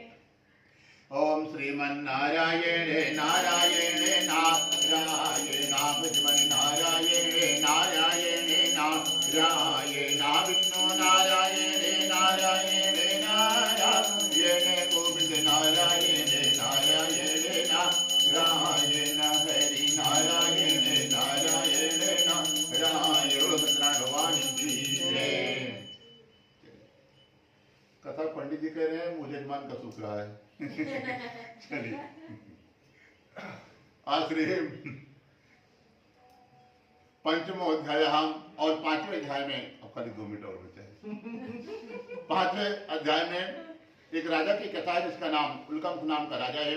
राजा बड़ा ही धर्मात्मा है। एक दिन राजा सोचा, पहले क्षत्रिय राजपूत लोग शिकार के शौकीन होते थे, तो राजा भी एक दिन मूड में आया कि चलो आज हम जंगल में शिकार करने के लिए चलते हैं। राजा शिकार करने के लिए गया, दोपहर हो गया, शिकार करते करते थक गया और थोड़ी देर बाद सोचा कि कहीं विश्राम करते हैं। तो चारों तरफ जंगली जानवर घूम रहे थे। काफी देर बाद एक बट वृक्ष दिखाई पड़ा। वहां पर क्या देखा, काफी ग्वाल बाल लोग आपस में कोई पूजा कर रहे हैं। बच्चे लोग जो देखते हैं वही नकल करते हैं।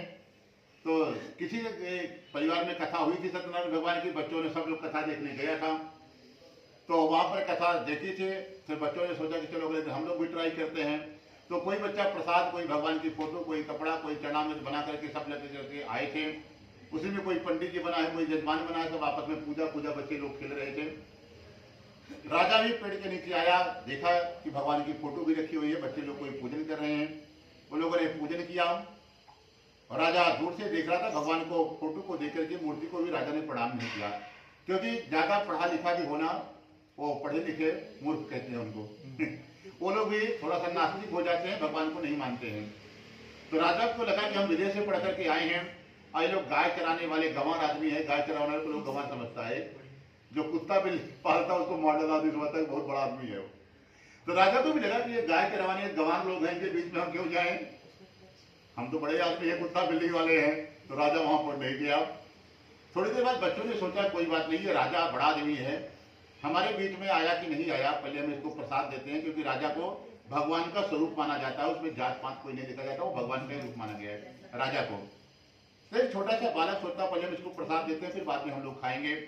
प्रसाद देकर के गया राजा को देने के लिए। तो राजा के मन में ये भाव था कि लोग छोटी जात के हैं, न मालूम कैसे बर्तन में बनाए होंगे, इनके हाथ का हम प्रसाद खाएंगे तो कोई देख लेगा तो क्या कहेगा। राजा ने प्रसाद नहीं लिया और डांट करके अलग से बच्चे को भगा दिया कि तुम लोगों को छोटी जात की हो, तुम्हारी हिम्मत कैसे उनको प्रसाद देने की। और वो छोटा सा बालक जैसे डांटा, कभी उसके माँ बाप ने भी नहीं डांटा था, वो रोने लगा जोर जोर से। वही प्रसाद ला करके भगवान के सामने रख दिया और बैठ करके रोए जा रहा है। और भगवान का भगत जितना छोटा होगा, 3 साल का, 2 साल का, 5 साल का बच्चा होगा, तो जैसे वो हरकत करता है वैसे भगवान भी करते हैं। जैसे कोई बच्चे को अगर मार दे तो मम्मी पापा जाकर उसको 2 थप्पड़ मार दे, झूठे मार दे, तो बच्चा शांत हो जाता है। तो जैसे बच्चा रोने लगा, भगवान के आंख से भी आंसू आ गया, मूर्ति से आंसू टपक पड़ा। भगवान आज बड़ी दुखी हुए। भगवान कहते हैं कि आप कोई अपमान करना है, डांटना है, तो आप हमको पर्सनल करिए, हमारे भक्तों का कभी अपमान मत करिए। और भगवान के भक्तों को जो अपमान कर देता है, भगवान उसको किसी काम का नहीं छोड़ते हैं। वो तो आपको कुछ नहीं करेगा, परंतु भगवान सब कुछ कर देते हैं, किसी काम को इंसान नहीं लेता है। तो आज बालकों को रोकते हुए देख करके भगवान रो दिए और भगवान ने आदेश दिया कि बोलो क्या करें इस राजा के साथ जो तुम्हारा अपमान किया है। तो बालक ने कुछ नहीं बोला। तो भगवान ने कहा एक काम करो बेटा, रोना बंद करो, अभी हम इसके पूरे राज्य को, परिवार को, पत्नी को, बच्चे को, सबको जला करके मिट्टी में मिला देते हैं। अग्निदेव जैसे भगवान के आंसू आया आंख से, उससे अग्निदेव प्रकट हो गए। भगवान ने आदेश दिया कि जाइए, इस राजा को बहुत बड़ा अहंकार है अपने राज्य का कि हमारी पत्नी बहुत खूबसूरत है, बच्चे, माँ बाप, खूब धन भरा है, नौकर चाकर है, एक काम करो जाकर के सबको जला करके समाप्त कर दो। अग्निदेव पहुंचे, क्षण भर में जला करके सबको मिट्टी में मिला दिया। कुछ भी, एक भी जीव नहीं बचा परिवार में। राजा थोड़ी देर बाद घर पहुंचता है, देखता है थोड़ी देर पहले हम यहीं से गए थे, इतना बड़ा महल जैसा घर था, नौकर चाकर, पत्नी, बच्चे, माँ बाप सबके सब जल करके खाक हो गए। आज राजा बहुत रो रहा, बड़ा दुखी हुआ, परंतु वो विचार कर रहा कि आग लगी है तो थोड़ा धुआं तो होता, कहीं गर्म तो होता, ये तो पूरा ठंडा पड़ा जैसे हमेशा से ऐसे था। वो समझ गया ये सब भगवान की ही लीला, जो हमने भगवान के भक्तों का अपमान कर दिया प्रसाद का, उसी कारण बस ऐसे हुआ है।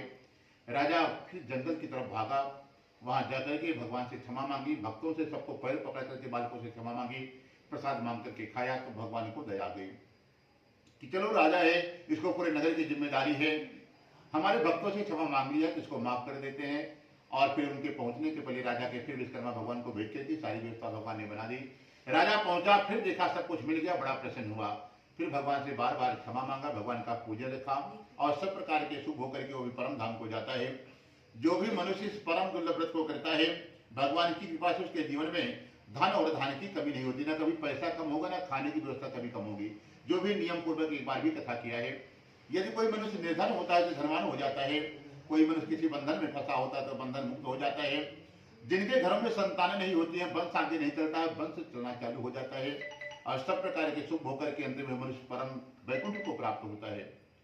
तो कहते हैं जिन्होंने इस कथा को किया है, व्रत को किया है, जीवन में एक बार इस कथा के माध्यम से उनके दूसरे जन्म की कथा सूक्ष्म रूप से हमको बताएं।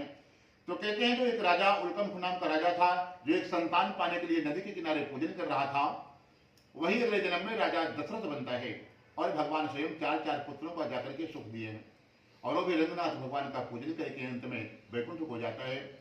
कहते हैं जो काशी का ब्राह्मण था वो कौन बना, कहते हैं वही दूसरे जन्म में सुदामा जी बनते हैं। दूसरे जन्म में भी गरीबी है, परंतु भगवान का सानिध्य प्राप्त करके वो भी महाराजा बनकर के सब प्रकार का शुभ होकर के अंत में वो भी वैकुंठ धाम को जाते हैं। कहते हैं जो ग्वाल बाल थे ये कौन बने हैं, कहते हैं कृष्णावतार में यही तो भगवान कृष्ण के बाल सखा बने थे। कहते हैं जो लकड़हारा था वो कौन बना है, कहते हैं दूसरे जन्म में वही निषाद राज बना है और भगवान राम के चरणों को धुल करके वो भी परम धाम वैकुंठ को जाता है। तो कहते हैं प्रभु सब तो ठीक है, साधु बनिया का क्या हुआ। कहते हैं साधु बनिया जब से भगवान का दर्शन कर लिया था उसी दिन से कंजूसी छोड़ दिया था। कोई ब्राह्मण साधु को देखे तो बिना दक्षिणा दिए उनको खाली हाथ कभी प्रणाम नहीं करता था और घर में पूजा पाठ दान इतना करते करते अगले जन्म में राजा बना। क्योंकि कर्मण्येवाधिकारस्ते मा फलेषु कदाचन, भगवान खाली कर्म का फल देते हैं। अगर अच्छे अच्छे कर्म करेंगे, गरीब बनना भी आपके हाथ में है और अमीर बनना भी आपके हाथ में है। गरीब बनना है तो कोई तीर्थ यात्रा जा रहा हो, उसका रास्ते में थैला पैसा जेब काट के भाग जाओ, अगले जन्म में आप भिखारी बन जाओ। या किसी के घर में सोने की चोरी कर लो, जाए इतना ही सोना आप चुरा लीजिए, पूरा जीवन आपको छत नहीं मिलेगा, झुग्गी में रहना पड़ेगा। और वही लोग रह रहे हैं जो पूर्व जन्म में कर चुके हैं। भगवान कर्म का ही फल देते हैं, भगवान से कोई मतलब नहीं है। और जो दान पुण्य पूजा पाठ भगवान की कथा धर्म का में कहीं मंदिर बन रहा, वहां 10-20 हजार आपने जीवन में कभी खर्चा किया है, तो अगले जन्म में राजा महाराजा या कोई पद प्राप्त होगा। नहीं तो भगवान धन की कमी जीवन में नहीं देंगे, सब कुछ संपन्न रहेगा। तो सब प्रकार के सुख भगवान प्रदान करते हैं। तो साधु बनिया इतना पूजा पाठ कर लिया था कि अगले जन्म में वह राजा बना है। राजा आपके बिहार का क्षेत्र मगध का राजा बना था। भगवान ने सोचा कि इस जन्म में इसको राजा तो बनाए हैं, तो आज इसका परीक्षा लिया जाए। भगवान ने कृष्णावतार में धरती पर आए थे, इसने अपने मित्र अर्जुन को बुलाया अर्जुन को बोला कि मित्र तुम शेर बन जाओ, हम पंडित जी बन जाते हैं, क्योंकि ब्राह्मण बनकर के साधु बनने का परीक्षा लिए थे। और इसने वचन दिया कि साधु ब्राह्मण को कभी हम खाली हाथ नहीं जाने देंगे, और जिसको एक बार भगवान मिल जाए वो चाहे जितना जन्म ले उसको सब कुछ याद रहता है कि पूरे जन्म में कहाँ थे, उसके जन्म में कहाँ थे, क्या क्या किसको कहे हैं, सब याद रहता है। साधु भैया को सब कुछ याद था। तो भगवान ने अर्जुन को बुलाया, शेर बनाया। आप वो भगवान ब्राह्मण बन करके आज भिक्षा मांगने के लिए मगध जा रहे हैं। मगध का राजा साधु बनिया को बनाए थे। तो वहां पर पहुंचे, भगवान ने शेर लेकर के भगवान ने भिक्षा मांगी कि भाई, तो उनको लगा कि साधारण ब्राह्मण आए हैं भिक्षा मांगने के लिए, तो उनको खाने पीने का, कपड़े, सोना चांदी खूब दान में आया। क्योंकि राजा का आदेश था कि हमारे नगर में कोई महात्मा या ब्राह्मण आ जाए तो इतना दान करो कि साल भर किसी और के यहाँ मांगने की जरूरत नहीं पड़े, घर पे बैठ करके भोजन करे। वो खूब धन आया, परंतु ये तो साक्षात नारायण थे, बोले ये सब हमको नहीं चाहिए, आप अपने राजा को बुलाइए, उसी से मांगेंगे जो हमको चाहिए। राजा को संदेशा मिला कि आज आपके दरवाजे पर एक विचित्र ब्राह्मण आया है। वो शेर लेकर के आया है और इतना तेज शरीर से चमक रहा है कि इतना सूर्य की किरण निकल रही है। जब इतना सुना तो लगता है उसको लग गया कि कोई साधारण ब्राह्मण तो शेर लेकर के घूमेंगे नहीं, लगता है कोई दिव्य पुरुष ही हमारे घर पे आज पधारा है। बिना जूता चप्पल पहने ही राजा दौड़ा है, भगवान के चरणों में लेट गया और कहता है कि ब्राह्मण देता आदेश करें, क्या दान करें हम आपके लिए। तो भगवान ने कहा, देख राजन, हम बड़ी दूर से आए हैं, जो हमारे साथ में शेर आया 6 महीने से भूखा है, इसकी इच्छा है कि आपके बेटे को खा करके अपने व्रत को तोड़ेगा और अपने पुत्र को तुम्हें आरे से काटना होगा, और पति पत्नी ही आरे से काट करके दोगे, तभी हमारा ये शेर खाएगा और खाली दाहिना भाग खाएगा। और शर्त ये होगी कि ना आपकी पत्नी की आंख में आंसू आए, ना आपकी आंख में आंसू आए, ना आपका बेटा की आंख में आंसू आए। प्रसन्न भाव से दान करोगे तभी दान लेंगे। अगर थोड़ा उदास मुंह लटका करके दान करोगे तो हम नहीं लेंगे, क्योंकि दान की महिमा घट जाती है। दान के प्रति आपको मोह है, कोई जैसे छोटा मोटा दान करें तो ठीक है, कहीं घर बंगला बना करके कहीं 10-20 लाख किसी को दान कर रहे हैं तो उसके प्रति आपको मोह नहीं होना चाहिए। मोह है तो फिर दान का महत्व नहीं है। वही भगवान समझा रहे हैं कि बेटा बड़ी चीज हुई, बड़ा चीज दान करने जा रहे हो और अभी काट के दान करना है अपने ही बच्चे को, तो उसके प्रति आपको मोह नहीं होना चाहिए। साधु बनिया आज मोरध्वज जो राजा बना है बड़ा दुखी हुआ कि ये क्या मांग लिए ब्राह्मण देवता। अभी तक तो ब्राह्मण जो आए सोना चांदी पैसा लेकर के खुश होकर के जाते थे, परंतु उसको याद था पूर्व जन्म में हमने भगवान को वचन दिया है कि जो चीज हमारे पास है, कोई भी ब्राह्मण साधु मांगेगा तो उसको वापस नहीं जाने देंगे हमारे दरवाजे से। आज ये चला जाता है, हमारे पास बेटा है, तो हम हजारों साल नरक पे पड़े रहेंगे कि तुम्हारा वचन झूठा हो जाएगा। और हमने वचन भगवान को दिया है पूर्व जन्म में। आरा मंगाया, पत्नी को बुलाया, बेटे को बुलाया, बीच में खड़ा करके अपने बच्चे को आरे से जैसे काटना चालू किया। बेटे की आंख में आंसू आ गया, भगवान ने देख लिया। भगवान ने कहा कि देख राजन, अब हम वापस जा रहे हैं, दान नहीं ले सकते हैं, क्योंकि तुम्हारे बेटे की आंख में आंसू आ गया है। शर्त के हिसाब से दान नहीं लेंगे, वापस जा रहे हैं। तब छोटा सा बालक हाथ जोड़ करके कहता है कि ब्राह्मण देवता, हमको इस शरीर से कोई मोह नहीं है, आज नहीं कल ये नष्ट होना है, क्योंकि ये पंचतत्व से बना है, पंचतत्वों में ही विलीन हो जाता है। और ये मिट्टी का पुतला है, आज नहीं 70, 80, 100 साल बाद ये शांत होगा। और मिट्टी में मिलाने गांव वाले नहीं आते, हमारा खुद का बेटा या नाती पोता इनको जला करके मिट्टी में मिला देगा। ये मिट्टी का शरीर, इससे क्या मोह करना, आज नहीं कल इसको मिट्टी में मिलना ही है। तो इसलिए हमको इसका दुख नहीं था, हमको तो इस बात का था कि आपने दाहिना भाग मांगा है, बायां भाग क्या करेंगे लेते के घर वाले हमारे, उसको भी यदि आप ले लेते तो पूरा शरीर हमारा दान हो जाता, हमारा पूरा जीवन धन्य हो जाता। जब इतना बात सुना तो भगवान आज बड़े प्रसन्न हुए और भगवान तुरंत चतुर्भुज रूप में प्रकट हो गए, शंख चक्र गदा लेकर के। और भगवान ने कहा कि देखो हम भगवान हैं, तुम्हारी परीक्षा लेने के लिए आए थे, आज परीक्षा में तुम पास हो गए, वरदान मांगो। क्योंकि हम किसी की परीक्षा लेते हैं तो उसके बदले में हम उसको कुछ वरदान देते हैं, लेना पड़ता है। तो राजा कहता है, हम यहाँ के राजा हैं, आज तक ब्राह्मणों को खाली दिया है, हमने ब्राह्मणों से कभी कुछ लिया नहीं है, यदि आज लेते हैं तो हमारा अपमान हो जाएगा।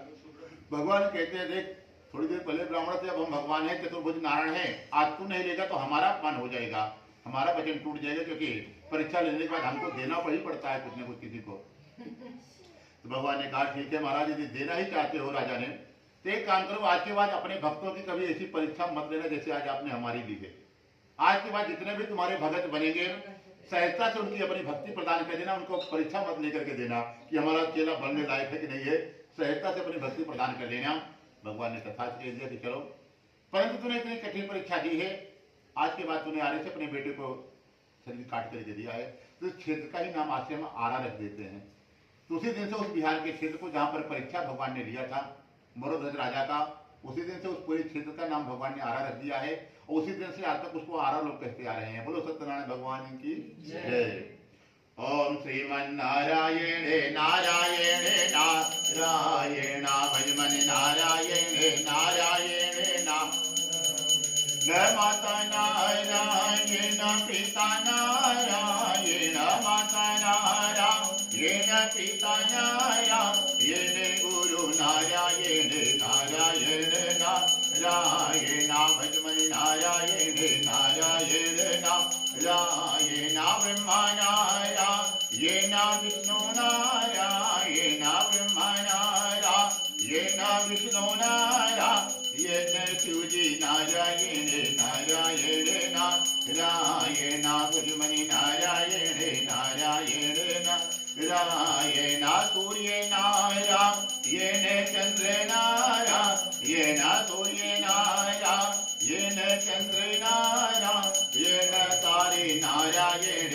नारायण नारायण भजमनि नारायण नारायण नारायण मुझ में नारायण तुझ में नारायण मुझ में नारायण तुझ में नारायण सब में नारायण नारायण नारायण भजमनि नारायण नारायण नारायण नारायण महानारायण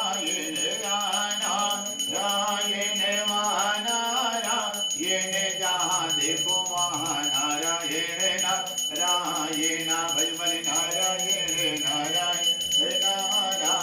बोलो वृंदावन बिहारी लाल की जय, बोलो सत्यनारायण की जय, बोलो आज के आनंद की जय। सब लोग फूल चौल चढ़ा दीजिए भगवान के सामने, जिसको जो चढ़ाना हो। फूल दे दिए तो हाँ, हाँ। हाँ।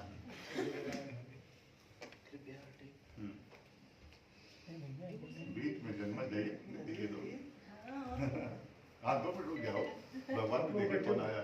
आप लोग